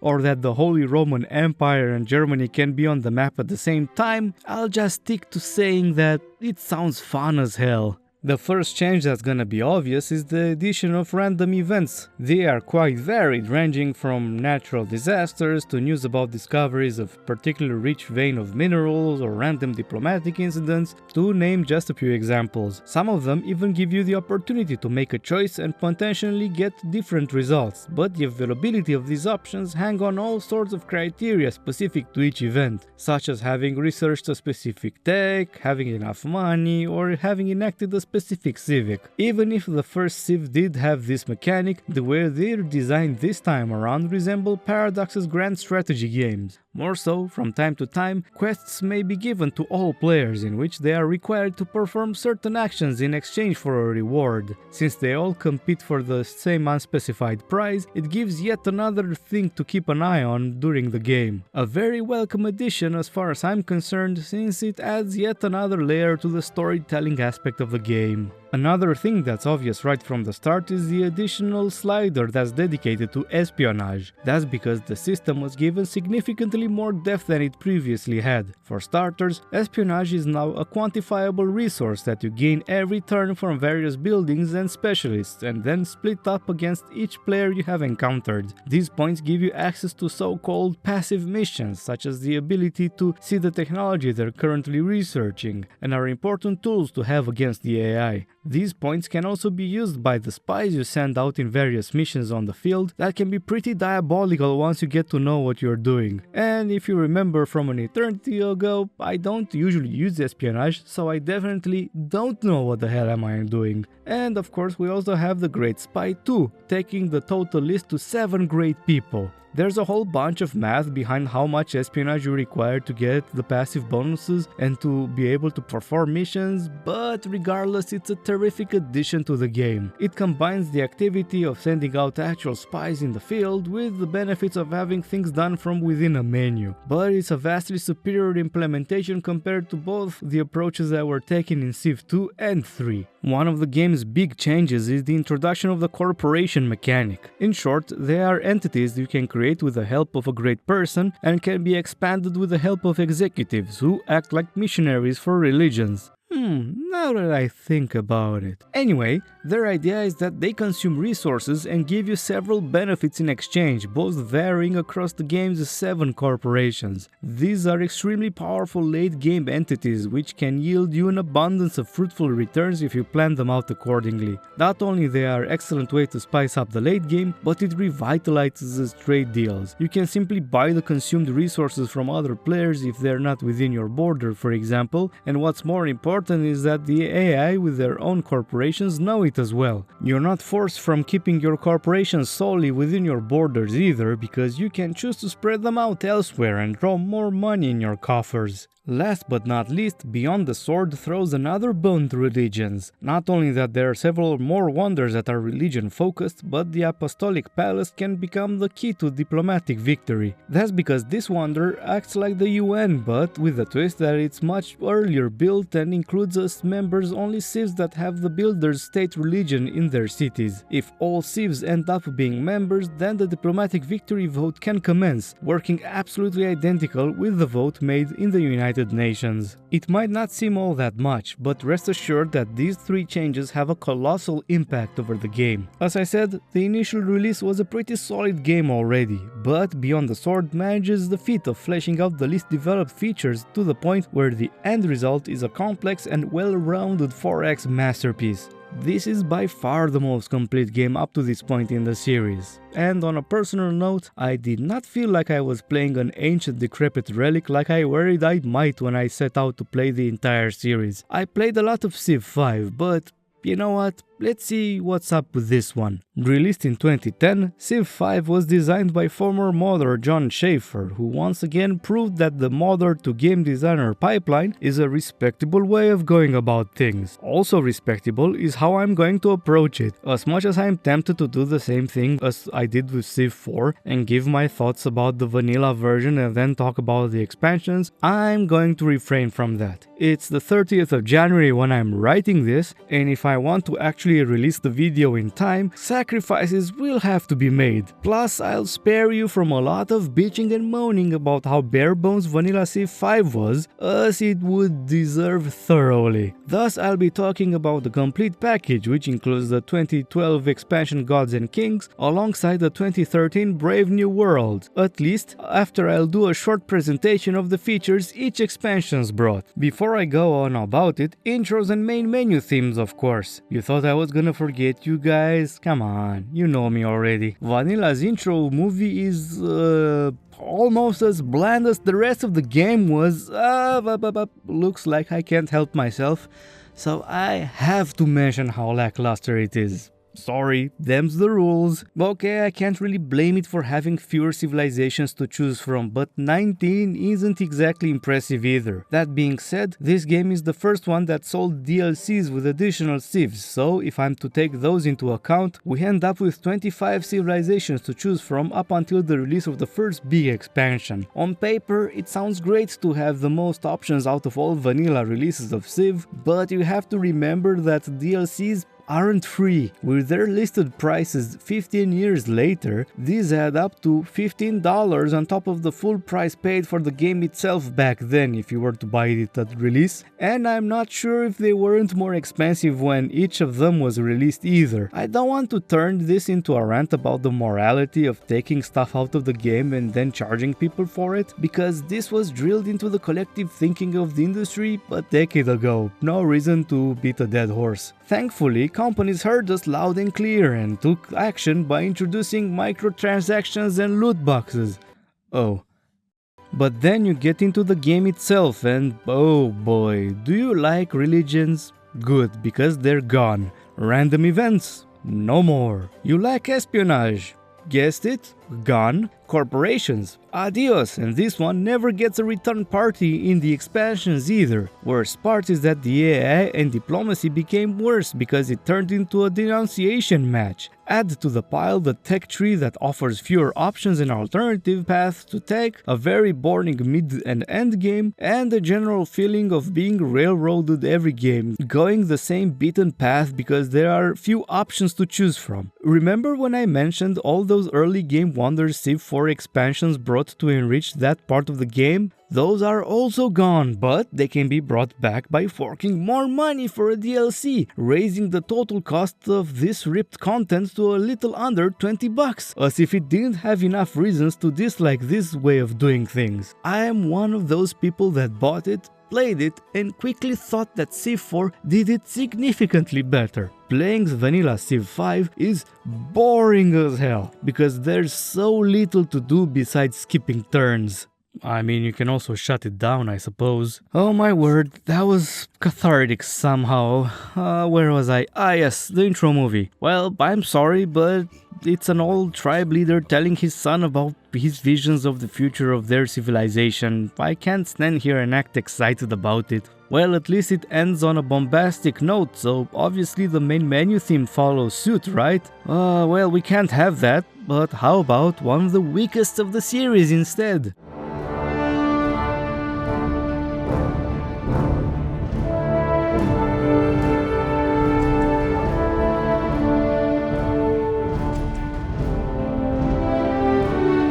To this day, I can't understand how we went from the great stuff Civ 4 had and was able to shell out and get this lifeless and forgettable menu in 5. It's not even animated. I thought I was supposed to stop talking about how crap Civ 5 is. Gods and Kings comes with an intro that more or less describes humanity's course from the medieval ages through Renaissance and the modern era. It's not hair-raising or anything, but the video itself has quite a bit more variety to show for it. And the main menu theme blows the vanilla version out of the water. Sorry, not sorry.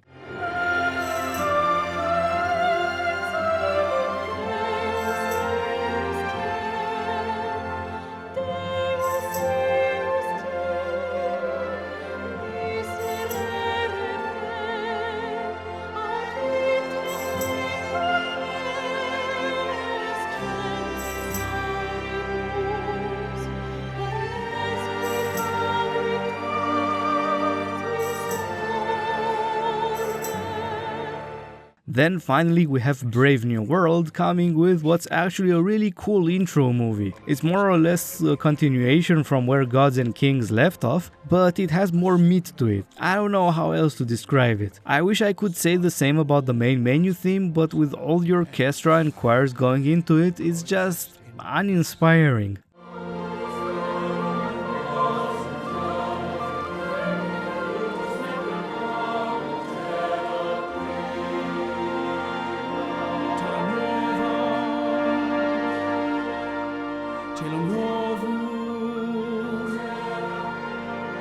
They even brought back Christopher Tin for this, and it still doesn't stick the landing in my opinion. Maybe there are people who like this one, I'm just gonna stick with Gods and Kings. But now you ask, the game doesn't allow you to change the main menu like you could do in Civ 4 for an unknown reason. How were you able to pull it off? Well, my friends, I hacked the game and, I just pasted the other theme song in Brave New Worlds folder and renamed it so the game picks that one up instead. But don't become discouraged, because thankfully when it comes to accessing the content itself, Civ 5 does a terrific job. You have the complete flexibility over what DLCs and expansions you'll use in your games. It's so great it even allows you to play vanilla if, as a child, you were thrown up in the air 3 times and caught only once by your own mother.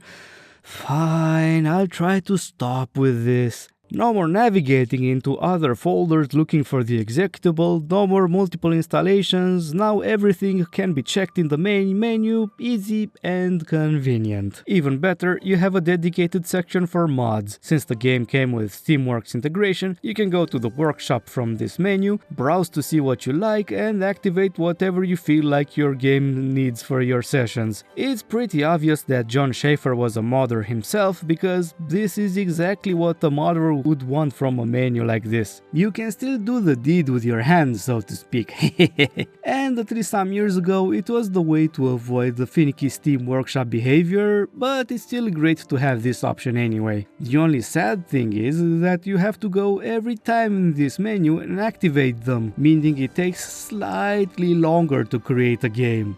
And it allows you to play solely in single player, no multiplayer unfortunately. But on the upside, there are workarounds for that because, for example, Vox Populi has compilations that can be installed in the DLC folder and replace the base game content, which you can then access from the regular single player or multiplayer menus. Naturally, I won't mess around with mods for this one, as much as I'd love to talk about the wonders of Vox Populi. So, first of all, the game setup is the most extensive it's ever been in the series. The game comes with more map scripts, and for the record, Civ 5's huge maps are a little over 10,000 tiles in size, so that's already an improvement over the predecessor. Imagine an asterisk hanging above the screen as I'm saying this, because it's a lot to talk about when I get to this point later. But when it comes to picking your civilization and leaders, it's a bit more complicated. On the one hand, the game offers us 43 civilizations to choose from, which is 9 more than what Civ 4 had. That's great and all that, but it also has 43 leaders, which is 9 less than Civ 4. Those of you who never let anything go by them will see that there are no longer civilizations with multiple leaders to choose from. Despite this disappointment, Civ 5 comes back at you and replaces the leader traits with unique abilities, which I feel they are an improvement. Sure, the traits were easy to balance, easy to understand, and offered enough variety to create a satisfactory level of replayability, but the new abilities offer not only a lot more variety, but they influence a whole bunch of gameplay mechanics that the old traits simply couldn't. Just so you understand, I'll offer you a few examples. Arabia has extended the range for their land trade routes, they also spread religion faster through them and gain double the oil resources that they're exploiting. The Polynesians can embark all units and move across the ocean from the beginning of the game, and Spain has massive gains whenever they discover natural wonders or they have them inside their borders. You could not add such mechanics with only a handful of traits, but this also has its own drawbacks, because it kinda railroads each civilization into their own box from which they have little opportunity to deviate. If you don't have many trading partners or access to resources as Arabia, you're screwed. If you play a Pangaea map with Polynesia, what the fuck is wrong with you? If you don't have natural wonders on your continent as Spain, you look like a chump. I mean, you still do, because that's a fucking weak ability, holy hell. To mitigate some of these potential drawbacks, each civilization has a starting bias, meaning that they are more likely to start the game around certain types of tiles. In other words, less chances that your civ's unique abilities will be useless for the spawn area. Those that like raw dogging the start new game button have the option to disable the bias. Always a fan of making things like this up to the player to choose. Yeah, that includes removing the starting bias as well. Unique units and buildings are still here, but the latter can sometimes be a unique tile improvement instead. And as a last caveat, some civs ditch the unique building entirely and have 2 unique units instead. I was tempted to point out that some of the civs ended up having them only in the ancient or classical era, thus being left with nothing for the rest of the game, but the unique abilities make this not an issue like I expected. Carthage, for example, gets a free harbor on all coastal cities, which is a very powerful advantage for expansions and trade for all stages of the game, and the Byzantines have access to extra religious traits, making them the strongest civ to play as if you're looking to pursue that strategy. And lastly, each civ has their own voiced presentation at the start of the game, with the voice of William Morgan Shepherd. These texts are mostly glazing the leaders to the point where they seem otherworldly forces of nature. What can I say? Thank God Mao and Stalin aren't back in the game, because I would have liked to see that one pan out. Oh Mao, your famines are like none other in history. Oh Stalin, your genocides are unequaled, oh my god. When starting the game itself, it won't take you long to notice that the square tiles are gone and the hexagons are now in. Saying that this was a controversial and radical change would be an understatement. It has deep implications on most of the game's mechanics, from group movements, how combat works, how cities function. Everything is very different to how passive games handled them because of this particular change. With the risk of being hounded by purist old schoolers, I like the change, even if I'm aware of the drawback of it reducing movement options. Square tiles are simpler, yes, but they allowed you 8 directions of movement when you included all 4 corners, while the hexagons only allow you to move across the 6 edges of a tile, so you can imagine it's not as complex from that perspective. But what it does better is making the map look so much more interesting. Everything about it looks more natural. Rivers snaking around in multiple angles instead of 90 degrees. Okay, it's 45 degrees or like... Okay, I can't do math, okay? It's very... I'm very tired.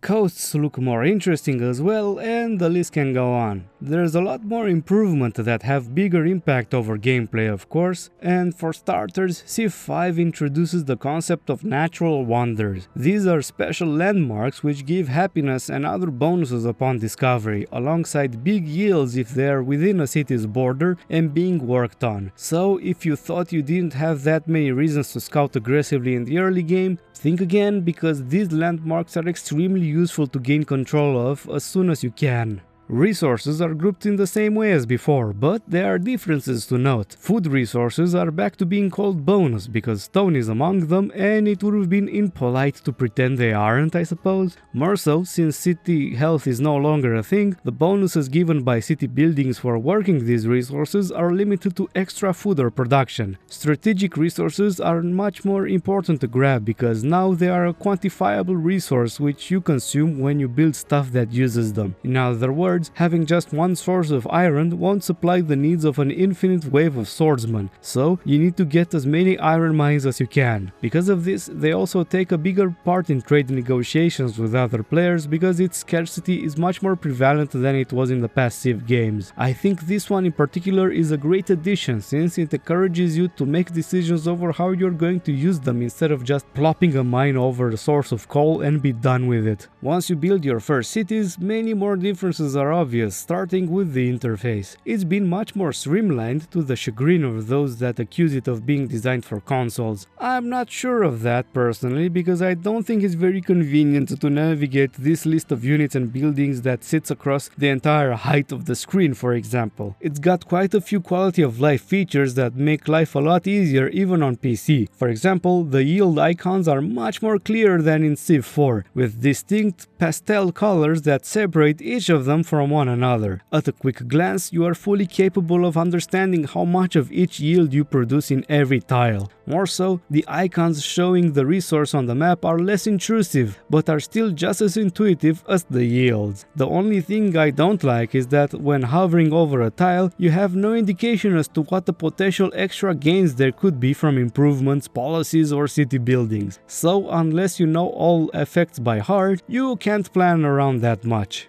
It's not going to be obvious from the start, but the concept of citizens that refuse to work or cities that halt their entire activity due to unhappiness no longer exists. That because the entire concept of happiness has been overhauled by being turned into a global resource instead of being on a per city basis. It's such an important mechanic that I'll dedicate an entire segment to it later, but I had to mention it here. Otherwise, specialists are a bit different in the sense that they are limited by how many you can employ in each city. Instead of potentially using infinite specialists, Civ 5 gives you a specific number of slots of specialists on certain buildings and wonders. Since the tiles are now hexagonal, each city's work tiles and borders have been revamped as well. The big fat cross is gone, and now cities work up to 3 tiles away from their center in all directions. This is a huge uplift in the number of workable tiles, going from 21 to 36, and it completely changes the way the resource economy works, how city positioning should be done, and the overall management of the world map for that matter. Cities being this big has the indirect consequence of making the maps feel smaller than they really are, as ironic as it may sound. Fully aware of tiles being an abstract representation of space, these cities feel like they're extremely close to one another despite the larger distances between them.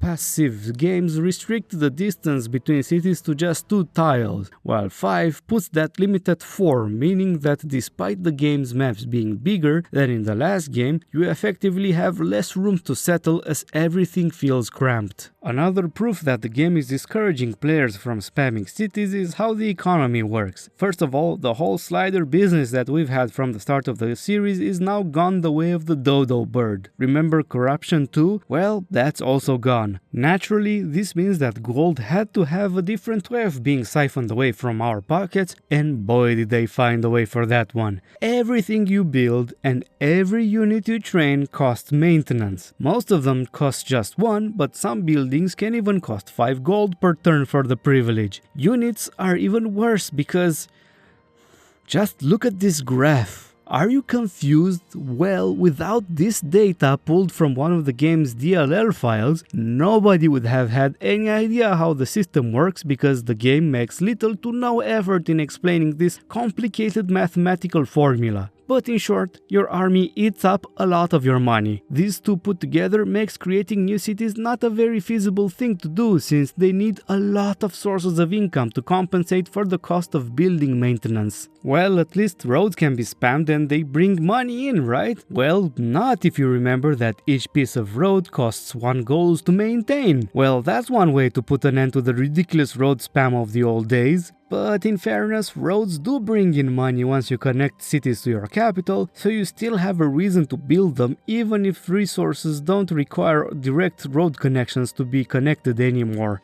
The city connections earnings are directly proportional to the number of citizens, meaning that one such connection starts paying for itself only after the city reaches a population of 4. Ouch! Fortunately, Brave New World brought back trade routes as a lifesaver in the face of such reckless expenditure. Trade routes can be done by sea or land towards the other city with the help of a caravan or cargo boat respectively, and bring you potentially loads of money. This depends of course on the resources the target city has, and there are multiple factors that can increase it besides that. Even if the number available is limited by the technology you have, the trade routes are extremely powerful tools for your economy. If that's not enough of an argument, they can also bring you scientific and religious influence both for you and for the target player, making them useful to pursue even if you don't need the money itself, which you kinda do anyway, so let's be honest. As an extra argument, these trade routes can be intercepted and pillaged by military units for lots of money, which can be an argument for avoiding certain cities that might take your route to dangerous territory. It's such a great mechanic and a beautiful evolution over how they used to work in Civ 2, which is the last one that employed this approach to this mechanic. There is one last factor that limits the expansion of our empire, and that is the global happiness mechanic. Instead of each city being its own individual situation, production, all happiness and unhappiness sources are piled together. Naturally, if the result is positive, your cities function normally, but having negative happiness is a big problem. As I said earlier, it doesn't hold production, but it applies percentage penalties to all yields. It even decreases the strength of your troops. Besides each citizen bringing their own unhappiness to the table because apparently they all held life or something, the game hands out big penalties for the number of cities. As an example, I have 5 cities here, and the last one lands me a cool 9 unhappiness on top of what I already have. In my opinion, the whole mechanic is a big pain in the ass that must be addressed as soon as you can because of how punishing it is. Sometimes it's easier said than done, since the regular buildings that increase happiness are very few and far between in the tech tree, so you're quite likely to land into long periods of unhappiness in between them. So you're forced to reply by getting as many luxuries as possible via trade, because these will make up the vast majority of your happiness, followed by policies and religious traits. The developers suspect it is very hard to keep happiness in check, so among the automatic city management options, you can also find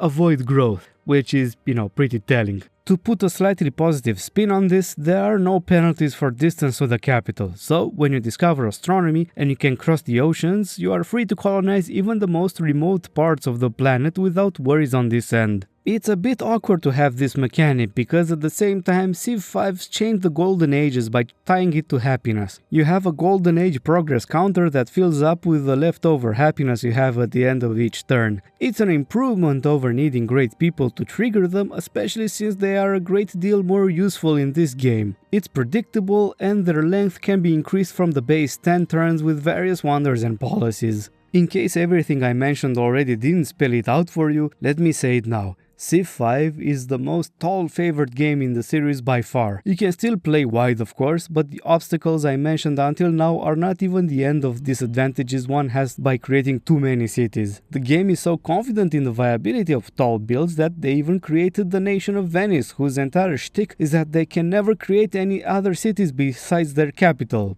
Venice, just like the name of the Civ. Get it? Yeah, try getting away with that shit in Civ 2 and 3. Since I mentioned great people, I think it's the right time to mention how much more useful they are in my opinion. They are a lot more numerous as well, with 9 types you can receive. Their abilities are stronger, especially if they're used to build special tile improvements. The way they're earned has changed as well, with each type having their own separate counter instead of having it shared between everyone and playing the game of odds on getting the ones you're looking for. But the one thing that the game again doesn't mention is that upon the birth of a great person, the increased threshold towards the next one applies to the entire category and not just to the same type of person you got. Category of great people, you might ask. Well, yes, of course, the great engineer, merchant and scientist are part of one of the pools, while the great artist, musician and writer are part of another category entirely. The latter group is one facet of the many changes the culture system went through as well. That's because all 3 have the abilities of creating great works of art and the types associated with this person. Unlike the hit resources in Civ 4, these are not special luxuries. Instead, these are collectible resources that produce culture and tourism once they are placed in specially designated slots certain buildings within your cities have. Even better, if a building has multiple slots, filling all of them can also trigger a theming bonus as long as you fulfill certain conditions, such as the great works being from the same civilization, from the same era, or from 2 different foreign countries, and so on. This also applies to the artifacts that you can obtain with the help of the archaeologists that you unlock in the industrial era. This whole mechanic is very cool because antiquity sites are places where your archaeologists have to go and dig them out, and they only appear in places where interesting things happened in the game, such as locations of big battles or former emplacements of barbarian encampments. It creates the idea of a historical continuity within the game and can provide moments of great storytelling when an area where you fought a massive war in the classical era is now littered with antiquity sites, from which you can uncover legendary artifacts. All these artifacts and great works of art can also be captured, traded or swapped with other players. For players that go for a culture playthrough, these are extremely important elements of of their strategy, needless to say. And that's because the newly added tourism resource is the main tool from which you can get a cultural victory by gaining cultural influence in all civilizations on the map. I like this change because now the system is based on two separate pillars that work together and is more complex without being overwhelming. Another consequence of the switch to hexagonal tiles is the need to redesign the way city borders expand. Instead of gaining an extra row of tiles, now each level of development grants you a single tile. The UI is kind enough to show you what tile is up for grabs, and you have the options to purchase them with money to your liking. Considering what I said earlier about maps feeling cramped, grabbing as much land as possible early on is a big priority, and so is controlling strategic locations such as mountain passes. All that is fine and dandy, but there is absolutely no way of manually selecting the tile you gain when the border expands, and the mechanic which decides which one it will be is yet another member of the game's repertoire of black boxes. It does favor grabbing resources, but if there are two at equal distances from the city center to choose from, well, your luck is as good as mine which one it will be. The social policies got their own substantial revamp, boasting over 54 different policies split between 9 separate categories. You are more than spoiled for choice. Each group is themed around specific strategies, such as honor being more focused on military abilities, aesthetics on culture production, or rationalism on boosting science. And instead of having to choose only one per each category, you now have a tree you have to progress through if you want to gain access to all of them, and a specific bonus for completing all of them in one category. Not only that, but each category gives you access to a specific wonder and different abilities the moment you adopt them. There is a significant variety of strategies they enable, but it also does have the drawback of sort of forcing you down a specific path when you're set on it. In Civ 4, you are free to switch back and forth between policies according to your immediate interests, but in Civ 5, once you choose your policies, they're set in stone. When you add in the fact that policies are unlocked by gaining culture, you can see why the idea of straying from the path is much more discouraged in such a system. If this system wasn't enough already, Brave New World upped the ante and brought us ideologies as well. These are very powerful sets of tenets that you gain access the moment your civ reaches the modern era, and are unlocked by gaining culture just the way you do with social policies. Unlike policies, however, you can only choose one ideology instead of mixing and matching as you please. Additionally, the 16 tenets each have are layered in 3 tiers, and to gain access to the upper 2 levels, you have to adopt 2 of the lower level, like a pyramid stack instead of a tree. The top tier tenets are directly tied to the victory conditions.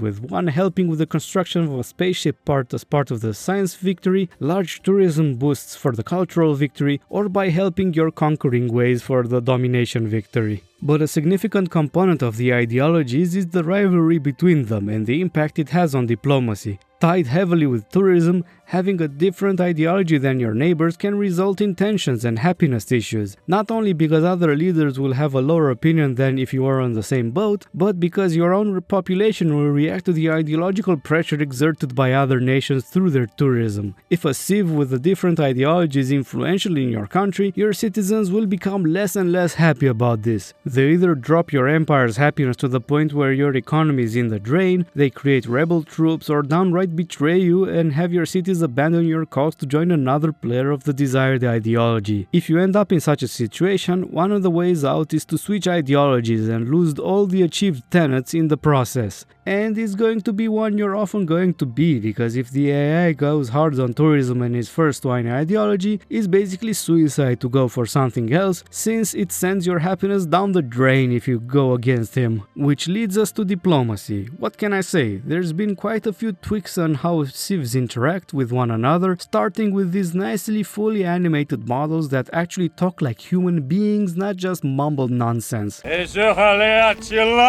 are more grounded in reality than in the past game, aesthetically speaking, and it fits like a glove with everything else the game has to offer. The diplomatic interactions has a few key differences that are worthwhile of mentioning. First of all, technologies can no longer be traded. I know some are sad to see this gone, but I sure ain't. In Civ 3, it was a tool to completely rip off the AI, and Civ 4's restrictions only partially mitigated this issue. I personally don't see a way in which you can make a system with technology trading in which you as a player won't be able to take the AI to the cleaners. The alternative we are offered is the research agreement, a deal in which the agreed parties pay a sum of money in exchange for a science boost after a number of turns, which is an acceptable way of doing things. It's quite funny that the AI sometimes uses these agreements to empty your treasury right before they intend to declare war on you. Yes, the diplomacy AI is more complex and builds upon the concepts it had going in Civ 4 when it comes to how it devises its overarching strategy. The list of things explaining its attitude of other leaders towards you have been made a bit more vague, unfortunately, but the essence remains. What I like is that the AI can also mask its true attitude and secretly plot against you while displaying a friendly attitude in your interactions until he decides it's the moment to backstab you. There's only one problem with the system though. The fucking denouncements.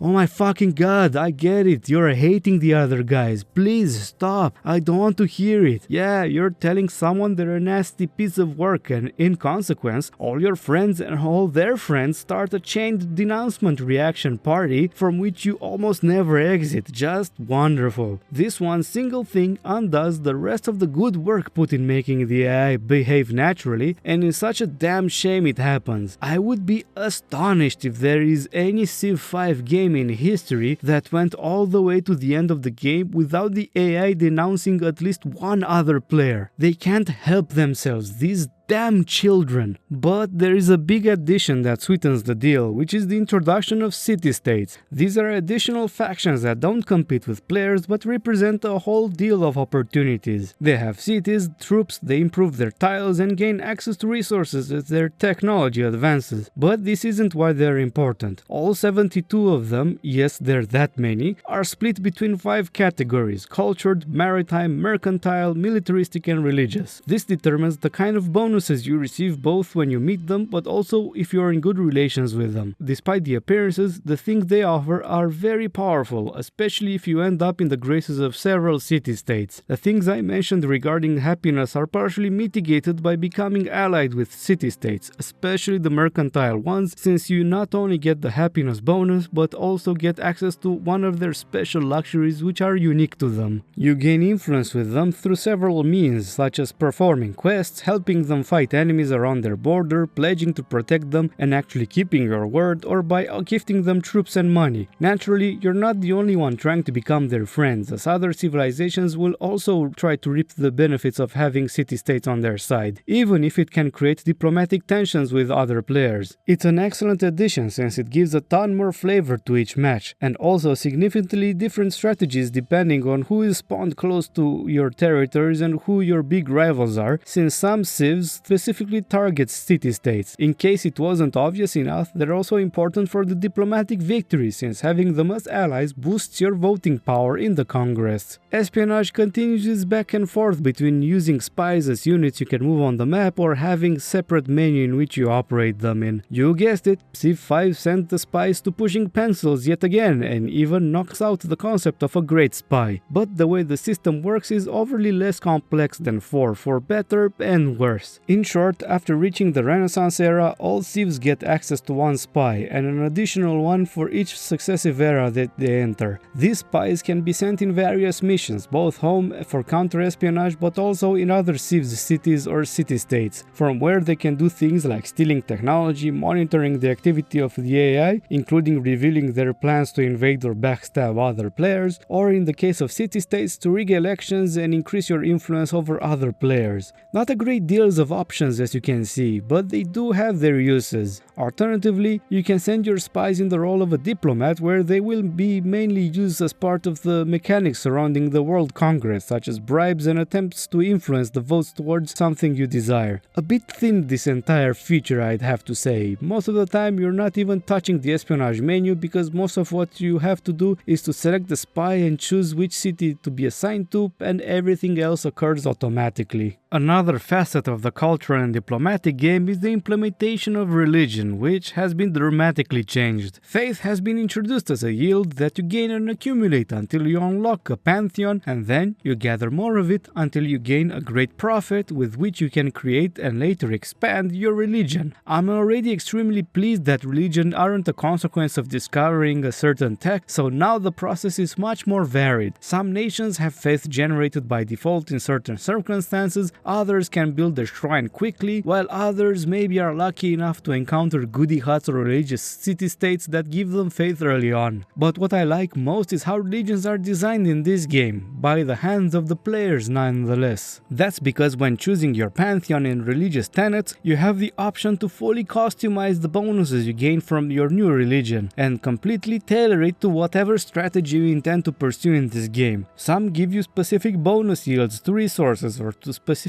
tile improvements, others give you bonus growth or production, more happiness or money, and so on and so forth. I already mentioned how varied the social policies are, but the religious component is by far more complex in terms of options and strategies it can enable. The catch is that religion loses its influence during the course of the game in what I see as an excellent example of marrying historical realities with gameplay design. Fortunately, you can use faith to purchase particular great people according to the social policies you have unlocked, alongside special buildings or units, so you're not at large risk of having invested resources into a mechanic that becomes completely obsolete by the end of the game. That's also because religious influence is an extension of your diplomatic and cultural strategy and can play its part into allowing you to gain victory through one of these means. Overall, I believe religion is the most improved aspect over Civ 4, and it's a great mechanic to play with. Shame that the birth of the Great Prophet is not guaranteed at a threshold in the same way other great people are created, but you know what? I can live with that. And I can live with the stress of seeing every AI getting fast religions while you're struggling to create your pantheon. And finally, we have arrived at the most contentious part of the entire game, combat. You would think that the switch to hexagonal tile influences how combat works tremendously, and you would be correct in thinking that. But that's not what fanned the flames of many fans of the series. Oh no. What the developers did is also to completely eliminate stacking and to introduce the one unit per tile mechanic. You can raise the pitchforks if you want, but I'm not going to join you, my friends. Oh no, I was never a fan of how stacking worked in the past games, and the arbitrary limit imposed by the new system is an acceptable trade-off for me. Sure, you can't even stack civilian units together, but so what? Fuck stacks anyway. This makes positional movement of your troops extremely important, and it's a facet of combat I really love in Civ 5. Hills and forests are extremely important in the hexagonal game of chess, and so are river crossings. Not to mention that ranged units have their lines of sight blocked by hills and forests if they're not sitting on top of the hills themselves. Another massive change is brought by the fact that units no longer fight to the death. Each unit brings its stats to the table alongside whatever modifiers there might be, and they deal to each other a certain amount of damage. Ranged units have their own separate range strength stats alongside the melee stat that is usually quite a bit lower, making them vulnerable if they're attacked by melee units. Considering that the one unit per tile system and how unit maintenance works both severely limit how many units you can field anyway, it makes sense units are not lambs to the slaughter as they were in the rest of the series. The fact of the matter is that wars are closer to being drawn out trench warfare scenarios than blitzes and floods of troops marching like wrecking balls when the two sides are relatively evenly matched. You've got your melee units up front, range support in the back, mobile cavalry around the edges, and you might as well play Total War almost. Jokes aside though, for me at least, the combat mechanic is engaging and rewarding, or at least it would have been if the AI wasn't as poor as it is. Unfortunately, it's as if it wasn't programmed to take enough advantage of the mechanics that stem from the big changes brought to the game. The good part is that, as always, mods fix that, but still disappointing to play the game as it is. I have to add that naval combat has also been sort of expanded mainly by introducing more variety in terms of naval units. It's not a huge change, but it does give the opportunity to earn great admiral points as a separate great person to the general, so that's something I guess. Additionally, cities now receive the ability to bombard enemy troops, so they don't rely exclusively on garrisoned units to fend off a siege. Not only that, but units can't simply waltz in and plant the flag, they have to actively siege them, since cities have their own combat strength and health. City strength is determined both by the defensive buildings such as walls or castles and by the population, with the garrisoned units also contributing to this. I'm a fan of this approach, since you can't simply rush with a single unit and attempt to capture an undefended city from behind the first line of the border. The fact that the city always fights at full strength regardless of its health means that the attackers have to put considerable effort to have a chance in breaching it. It's hard to judge the overall experience of Civ 5. I personally like it a lot, but I'm also aware that it left behind a lot of good stuff from the design of its predecessor. I can understand why fans of the previous game couldn't get into the 5th entry of the series, but at the same time, some of the changes it brought are so much better that it can be sometimes difficult to return to 4. That being said, playing Civ 4 for the video, I was feeling right at home, as if I've never left the game behind. And I think part of the reason is that huge chunk of the time spent in Civ 5 by yours truly was using the mod Vox Populi, a mod that I can't recommend enough.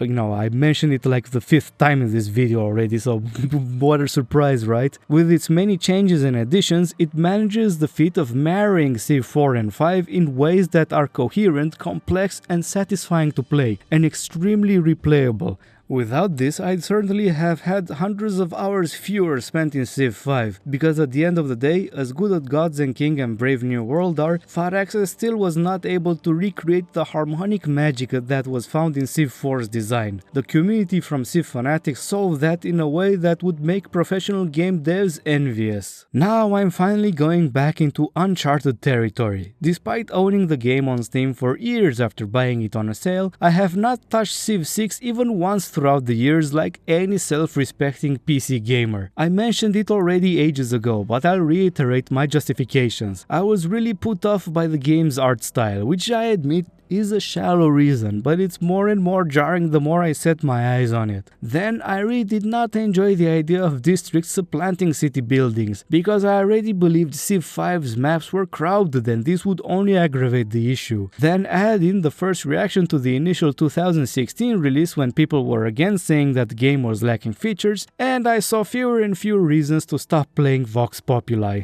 Naturally, this has some implications for how I'll approach Civ 6 in this video. It's going to be closer to a first impression rather than an analysis with noticeable substance first of all, and secondly, I'll cover only the complete package, not only to save myself some time. Yes, what a lazy bastard I am for saving time researching for a video that's past its second hour by now and actually closer to 3 hours, but there's little chance I can provide any worthwhile insights over how vanilla Civ 6 and 2017's Rise and Fall expansion played out. Thus, everything you'll hear from me will concern the 2018 expansion Gathering Storm. But of course, this will not stop me from talking about the trailers and main menu themes. The original release comes with a pretty well made trailer, I have to say. We've got this guy that goes on to witness humanity in all sorts of stages, and it's overall filled with nice scenes to look at. Wait a minute, is that Sean Bean? Well then, cue in the internet comedians to burst out the pipe of exceptional comedy. I was about to make the same shitty jokes, but now I can pretend I'm better than people on the internet because I haven't done it before them. It's accompanied by Christopher Tin's Sogno di Volare, which is a pretty banger theme song with its bombastic and hopeful tone.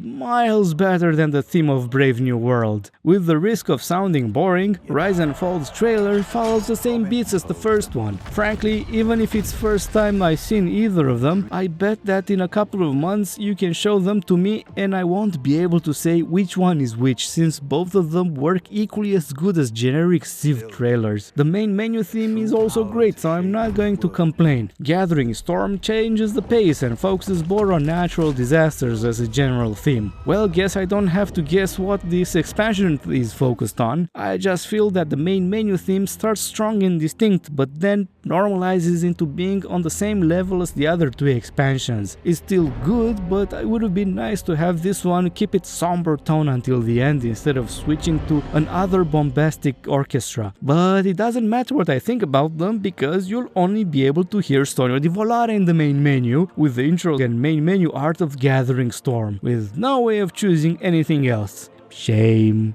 But at least you still have the options of choosing the game modes with the expansions and DLC to your choosing, just like you could in Civ 5, so it's not all that bad. The experience of trying to start a new game is overwhelming, to say the least. There are so many options, so many changes, and so many new concepts that hit me like a truck when I first set my eye upon the game setup screen. It's a shame that Civ 3's mechanic of right-clicking on anything for a Civilopedia link, even in this screen, does not exist anymore, because it would have been sorely needed. Later on, it's obvious that these articles have a distinct absence of hyperlinks for many of the terms that otherwise do have articles dedicated to them, which makes it a bit of a pain in the ass to navigate through as a new player. But back at the game setup, let's start with the things I'm mentally more capable of dealing with, since I swear to God I suffered some damage trying to understand some of this stuff. So with the complete package of Civ 6, we have 50 civilizations to choose from and 78 leaders to lead them. Yep, civs with multiple leaders are back on the menu, boys, but it gets even better because some leaders can rule over 2 different civilizations. If that's not good enough for you, you picky person, we also have the concept of leader personas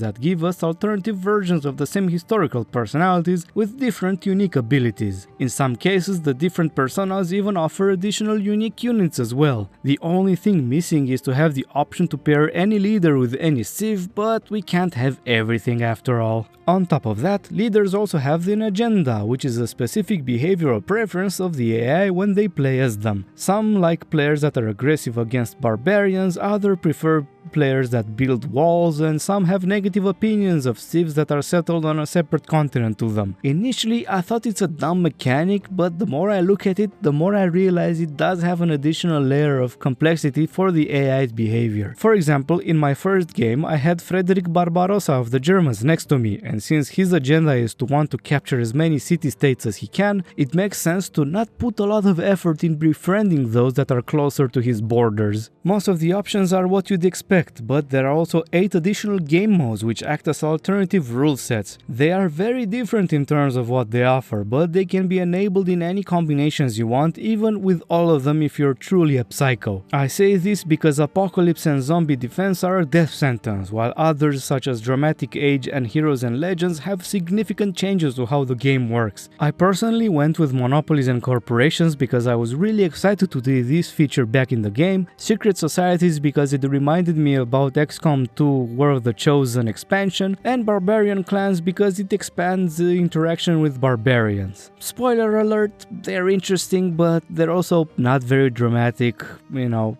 After starting a new game, there's a lot of things that are different, so much so that I have a bit of trouble figuring out where I should start. How about the map itself? I've been playing on the continents and islands script, but there are quite a few more to choose from. Before you get excited at the idea of huge maps, don't worry, it's just 7,000 tiles in size. Yay, it's only marginally bigger than Civ 4. But beyond that, the landscape is packed with different types of land types, special landmarks, natural wonders and all that. I have to admit they are nice to look at, and a contributing factor is that now rivers, mountains, deserts, lakes and oceans each have their own named label. It's really cute to see all these features not be just a list of randomly generated pieces of geography, but to have an actual piece of personality to them. The namings are tied to the nations that first discovered them, so they can serve as an early game clue as to who has spawned around the area you're exploring. Another thing I really like is how continents exist, since now they're not only limited to being separated by oceans. In my first game, I had the pleasant surprise to be at the crossroads of 4 different continents, which also explained why there were mountains and geothermal fissures everywhere. Yep, you heard that right, continental intersections are peppered with mountains just like they tend to be in real life. And the best part is that they all have gameplay implications. There are quite a few policies and leader abilities that revolve around continents where something of interest occurs, such as policies giving a boost of strength when you're fighting in the same continent as the capital city, or leaders having different opinions over nations that live elsewhere on the globe. Gathering Storm added a lot of natural disasters to the game. Besides having global warming as a mechanic, many of these events are directly tied to geographical landmarks of the map. Blizzards can occur in tundras and other cold regions, dust storms can appear in deserts, tornadoes, fires, floods, and even volcanic eruptions can all appear out of nowhere and wreak havoc, damage your improvements, and kill your city's population. They have the upside of potentially increasing the yields of the tiles they affect, which is particularly relevant for rivers in lower grasslands due to how important settling next to river is. The best part is that eventually you will be able to build dams that prevent floods from devastating the tiles around its shores. And a nice touch is that once a dam is placed on a river, it affects the entire length of it, not just the area around a certain city. It's a nice series of features, even if I feel that even on the default settings, the disasters trigger too often and serve as one of the many distractions Civ 6 has to offer. But I'm getting a bit ahead of myself. When it comes to resources, besides there being many more of them in each category, there are a few important changes. First of all, bonus resources can be harvested for an instantaneous flow of their particular yield instead of improved. Considering that these resources are abundant on the map, they do offer a nice degree of flexibility. Luxury resources have amenities, the new term for happiness, in only a limited number of cities, because yes, global happiness is dead and buried, rest in peace, screw that mechanic. Anyways, for luxuries this means that their individual usefulness decreases the larger their empire is, which you can only partially compensate with the added amount you can get your hands on with your expansions. Strategic resources still provide a certain amount when exploited, but now they accumulate in a stockpile from which units and buildings take when they're being built and maintained. This means that on the long term you can either build more of the stuff that requires it, or you can trade a fixed amount of it instead of a per turn quantity. Frankly, on this one, I can see the merits of both this and Civ 5's approach to it, so I wouldn't say how it's done here is better or worse. A big change with strategic resources is that in the case of some of them, like coal, oil and uranium, they can also be a source of electric power. In the late game, powering your buildings gives them a significant boost in yields, but it can also play a role in the global warming mechanic if you're not too careful. The cities themselves have been massively changed in the way they operate, and it's the source of many debates. Of course, I refer to the introduction of districts and the fact that cities can construct only a few buildings within the city center. In short, the old list of buildings has been split between multiple categories of districts in which they have to be built, and these districts have to be placed within the city's borders. In other words, if you want to build a market, you first need to build a commercial hub before being able to construct one. And the same goes for a library and a campus district and so on. This is a system that is very similar to what Humankind did, including the adjacency bonuses to the other districts, wonders, geographical features or resources. These bonuses are very important and are partially a source of frustration I have with the game for two reasons. First, the UI does a really poor job in helping you plan ahead. Many districts have an entire novel of bonuses listed for a whole bunch of different things, which on paper it sounds nice. You take an industrial district and place it next to a strategic resource for a bonus. Yay! But then that industrial district can offer a different bonus to a theater district if it's placed next to it that gets other potential bonuses from a third district tiles, and, well, many of the game's districts are only available later in the game, so good luck planning for that in advance. And I know I'm going to sound annoying, but there is a mod for that. It's called Tile Planner, and it allows you to simulate the presence of any combination of districts, wonders, resources, and God knows what else, so you can see for yourself exactly what you can expect. It's a massive help for planning where to place your cities and give yourself an idea idea over how you can develop it over the course of the game well in advance instead of relying on your memory to clue you in. And here comes the second issue I have. If you want to have a good run, you have to min-max like crazy, have every tile be improved perfectly, every district created at the optimal moment, because the city's population limits exactly how many you can have. This isn't adding complexity to the game, it's creating more opportunity to babysit your city's development. Remember when I said that Civ 2 and 3 had issues because they required a lot of micromanagement from your end, and that in 4 and 5 it was mitigated?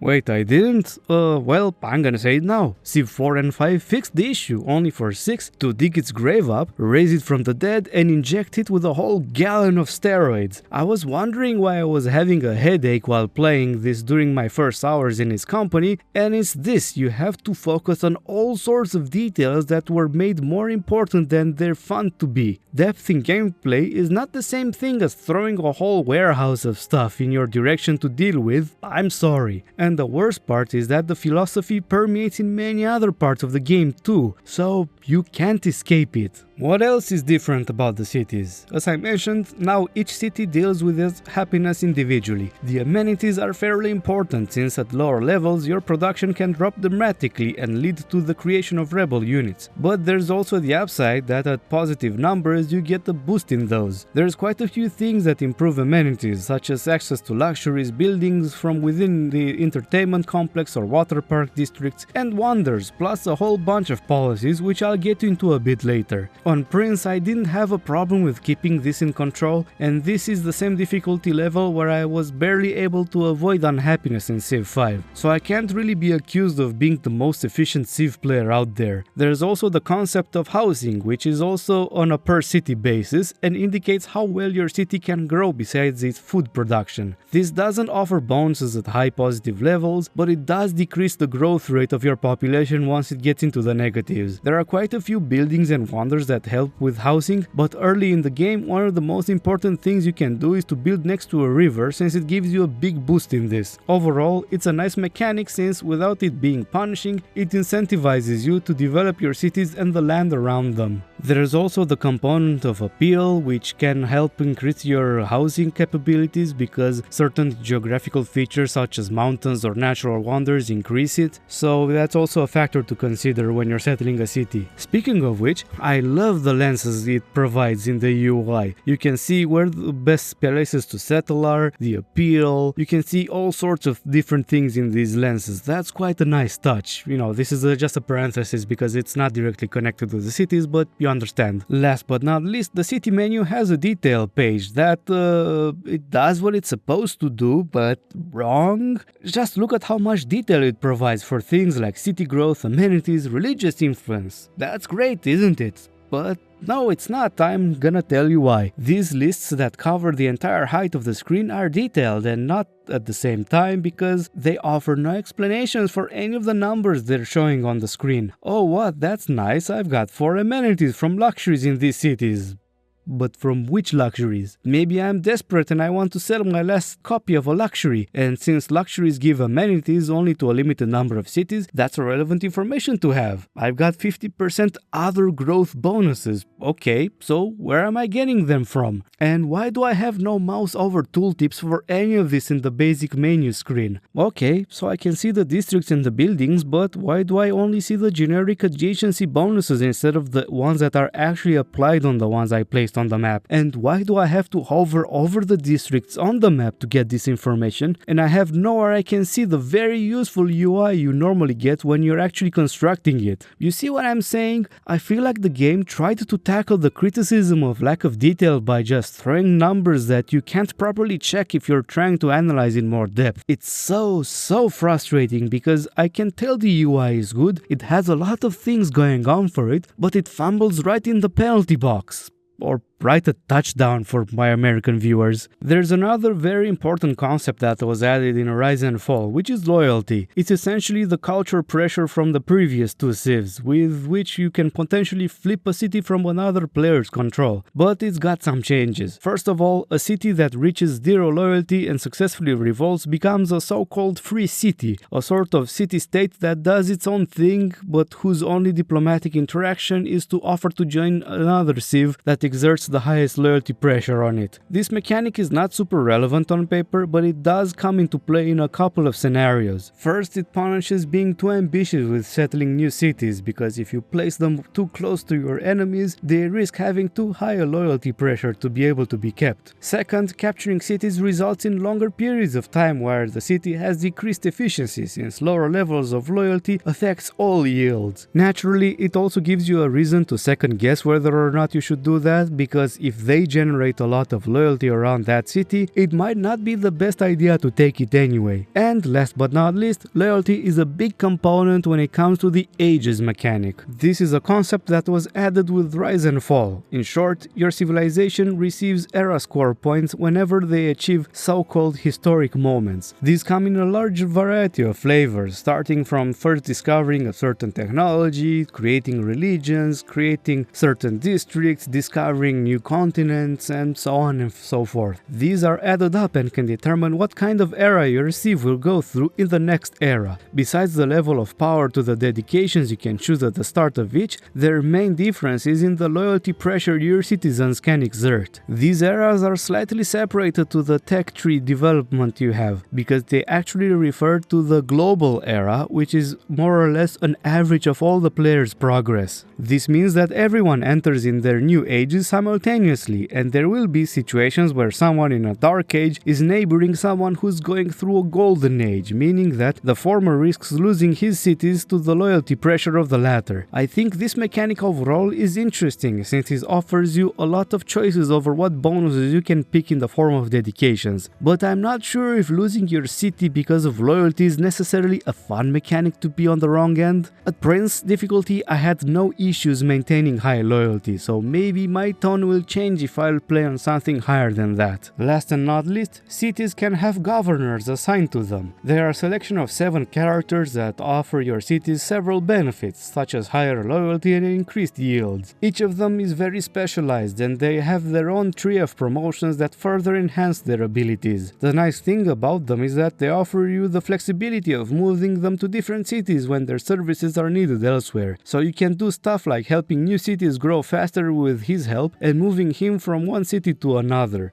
As a direct consequence of the way cities build upon the tiles surrounding them, the way tile improvements are being built has changed as well. Workers, or builders as they're called now for some reason, instantly build whatever improvements you throw in their way. This sounds busted until you realize that they only have 3 charges before they're gone, and you can have extra charges with certain wonders and policies. Absolutely every action they do besides moving consumes them, even repairing pillaged or damaged tiles, removing previous improvements like you'd do when you discover a new strategic resource when you placed an irrigation. I'm split on it, to be quite honest. On the one hand, it does reduce the time it takes to develop your borders, but on the other, training builders and monitoring their leftover actions is just more micromanagement that the UA doesn't help with. The eagle-eyed ones from the audience will notice that I did not mention roads at all when talking about builders. Well, that's because building roads is fucking gone!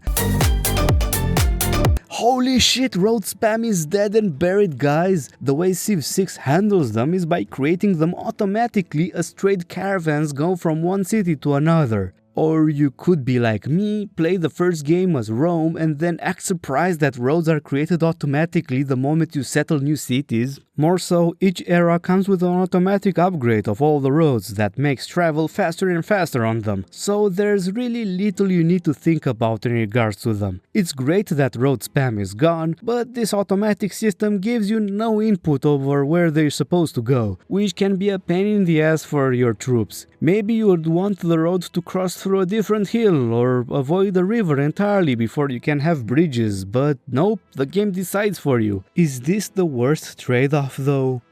You be the judge. Fuck road spam. Trade routes not only can create roads, but they also create trading posts in the destination city after they're done. These allow you to extend your range of your caravans, acting as sort of pit stops for longer and longer routes. Plus that you get extra money whenever a trade caravan goes through them, regardless if it's yours or another player's. Naturally, since caravans physically move on the map like regular units do, the time it takes for them to finish each route varies accordingly. I like this system. It gives you more reason to vary your destinations, and you can potentially reach the other quarter of the continent by hopping across multiple trading posts you've created in the past. Discovering policies works different in this game. You still need culture to unlock them, but now you have a civics tree through which you progress in the same way as you do with a regular tech tree. Each cultural discovery offers you things like buffs to certain stats on buildings or improvements, policy cards, government types, new diplomatic abilities, and even wonders. It's a great way to make discovering civics more engaging, but also easier to understand, since it's basically just like the scientific tech tree, but with culture. Governments are back, but don't worry, they're not the rigid systems of the old days. Instead, they are mechanics that give you various buffs and, most importantly, determine the number of each type of policy cards you can enable at the same time. The policy cards are essentially the old social policies, but grouped into several categories: military, economic, diplomatic, and wildcard, with the latter accepting policies from all categories. The Dark Ages also give you access to dark policy cards, which can be placed in the wildcard section, and you know what? The system's great, very flexible, but man does it give a board gamey vibe. Nothing against board games, of course, but you know, it's funny that Civilization 1 started as an adaptation of a board game, then the series progressed into making it a 4X video game, only to now switch back to emulating modern board games. I don't have anything to say about this, but you know, I'm just noticing stuff, alright? Great thing about this policy system is that with every civic discovery, you get the opportunity to change them out. Considering the civic tree is pretty dense, with many discoveries to be made in rather quick pace, you actually have the opportunity to constantly switch around your policies to address immediate concerns. If you're preparing for a defensive wars, put the card that gives you a 100% speed boost on building walls. You have a problem keeping your cities happy? Plop something that gives amenities. Did you pass these challenges successfully? Next time you discover a civic, you can take these two out and replace them with something else that you need to tackle right now. It's by far the most flexible system from the entire series, but it does raise the issue of turning it into another micromanagement scenario. It's especially annoying since unfortunately it doesn't offer you a projection over how the changes will impact your yields, so you kinda have to guess if those bonuses to the campus adjacency bonuses will be higher than getting signs from each trade route, as an example I've gone through. That's an issue when the policy choice is becoming overwhelming as the game progresses, since most of the civic discoveries give you 2 new cards, so it's gonna get really crowded in this menu in the late game. The diplomacy is quite different too, but first I have to get this out of the way. I said I couldn't get over the art style when Civ 6 was announced, and the more I played it, the more I feel I wasn't harsh when I made the judgment call. Holy hell, are the leaders more or less caricatures. Terrific animations, nice voice acting in the original languages, production level top notch. Now going back to the meat and potatoes, diplomacy is more fleshed out. First of all, that's a great deal more actions you can take, especially when it comes to war. You can declare 8 types of wars against players, ranging from the classical surprise war to holy wars, reconquests, and so on, each with their own conditional elements. More so, each come with their own grievance penalty, which influences not only how other leaders react, but also how the rest of the players on the map react depending on who was in the wrong over an event. For those 2 humankind fans out there, don't be scared, this grievance system is actually good and not a broken mess. It's more developed way of handling the warmonger penalties, but I think overall it's a positive change because the whole system resembles the way Paradox games are doing the diplomatic relations. Yet again, the UI could do a better job displaying this information as mouse over tooltips instead of forcing us into going into another sub-menu, but this horse is dead and I'm tired of beating it. No, really, my arm hurts like fucking hell. Oh god. I have to mention agendas again because there's little more to them. Sure, each leader has their own agenda which is more or less tied to the historical personality behind them, but there are also hidden agendas. The first is assigned randomly at the start of the game, but can be uncovered either by getting access to the other leader via diplomacy or espionage, and the second is unlocked the moment their Civ discovers nationalism. The latter is more focused on directing the AI to compete harder against the player when it comes to achieving victory, so I find it a really cool way to give it a bit more of a bite in the end game. City-states are a bit more fleshed out in the sense that they give their individual bonuses besides the ones associated with their city type. It's a better system, but it's also more micromanagement and it's relying on RNG to get the best city-state. You know what? I can't complain. I haven't interacted with the system too much, so I can't really say much more. I don't even know how many of them are there in the game, I didn't check it out. I would like to comment about espionage, but I didn't touch it. If I ever revisit Civ 6 again for a video, I promise I'll do a bit more research, but as I said at the start of the segment, what I'm doing now is more of a first impression. I've been at it for, it's been too long, okay? There's not much I can say about combat because it's very similar to how things were done in Brave New World. All I want to mention is that the AI is very passive. I thought it was strange that Gilgamesh declared war twice on me, even managed to capture a city for a short time, but the moment I killed a couple of his troops he completely gave up. Not only that, but even in subsequent wars, he was just throwing his troops away into the bit grinder with little damage against me, and capturing his cities was surprisingly easy even without bringing siege weapons. After a quick search on the internet, I realized it wasn't just a fluke, the AI really is that bad, worse than Civ 5 as well. And the worst thing is that modders can no longer access the DLL files which allowed them to modify the AI, so we will never have mods that improve this aspect of the game that doesn't involve basic stat buffs to compensate for their stupidity. What a waste. I'm very conflicted about Civilization 6, I really am. I want to like it because it does have many things going on for it.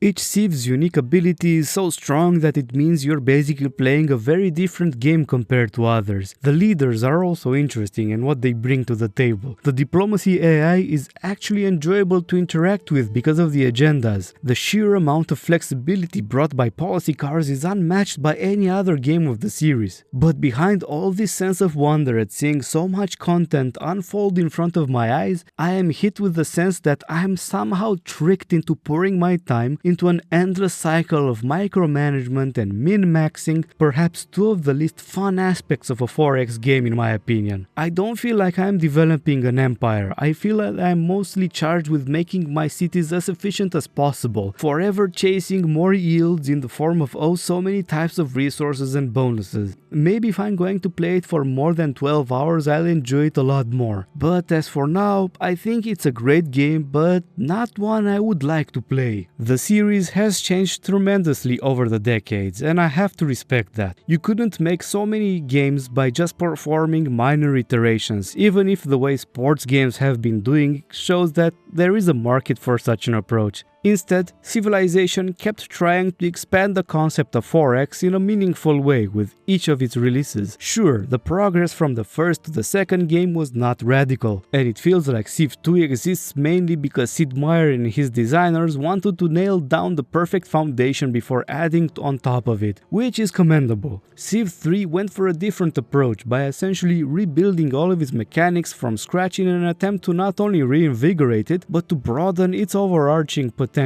It's a strange game for me, I can't put my finger why, but it is enjoyable in part due to its uniqueness. Civ 4 was a consolidation on everything a modern Civ game should achieve to be, and sure, you could nitpick and argue that a component here and there is not fully developed, but in my eyes, it achieves the feat of being the most well-rounded and complete Civilization experience. Whoever wants to play a Civ game and doesn't know which one to start with, Civ 4 is a very safe bet as it's an excellent game, with a lot of depth and well thought out mechanics. Civ 5 tries to go on a new path, and even if it stumbles in some places, it does manage to produce a solid display even if it's not on par with its predecessor. And with the risk of sounding like a broken record, this is the last time I'm gonna say this, you're close to the end of the video, don't you worry. Yes, you should 100% try out Vox Populi because it manages to bring the best of Civ 4 and 5 together in one package. And it's another excellent showcase of what a dedicated and knowledgeable fanbase can achieve if given the tools to improve a game. In comparison, Civ 6 doesn't feel like it's just a new path taken by an ambitious designer. It's as if it's a Civ game that wants to be something else but knows it can't get away too far from that because it's very aware what it's supposed to be.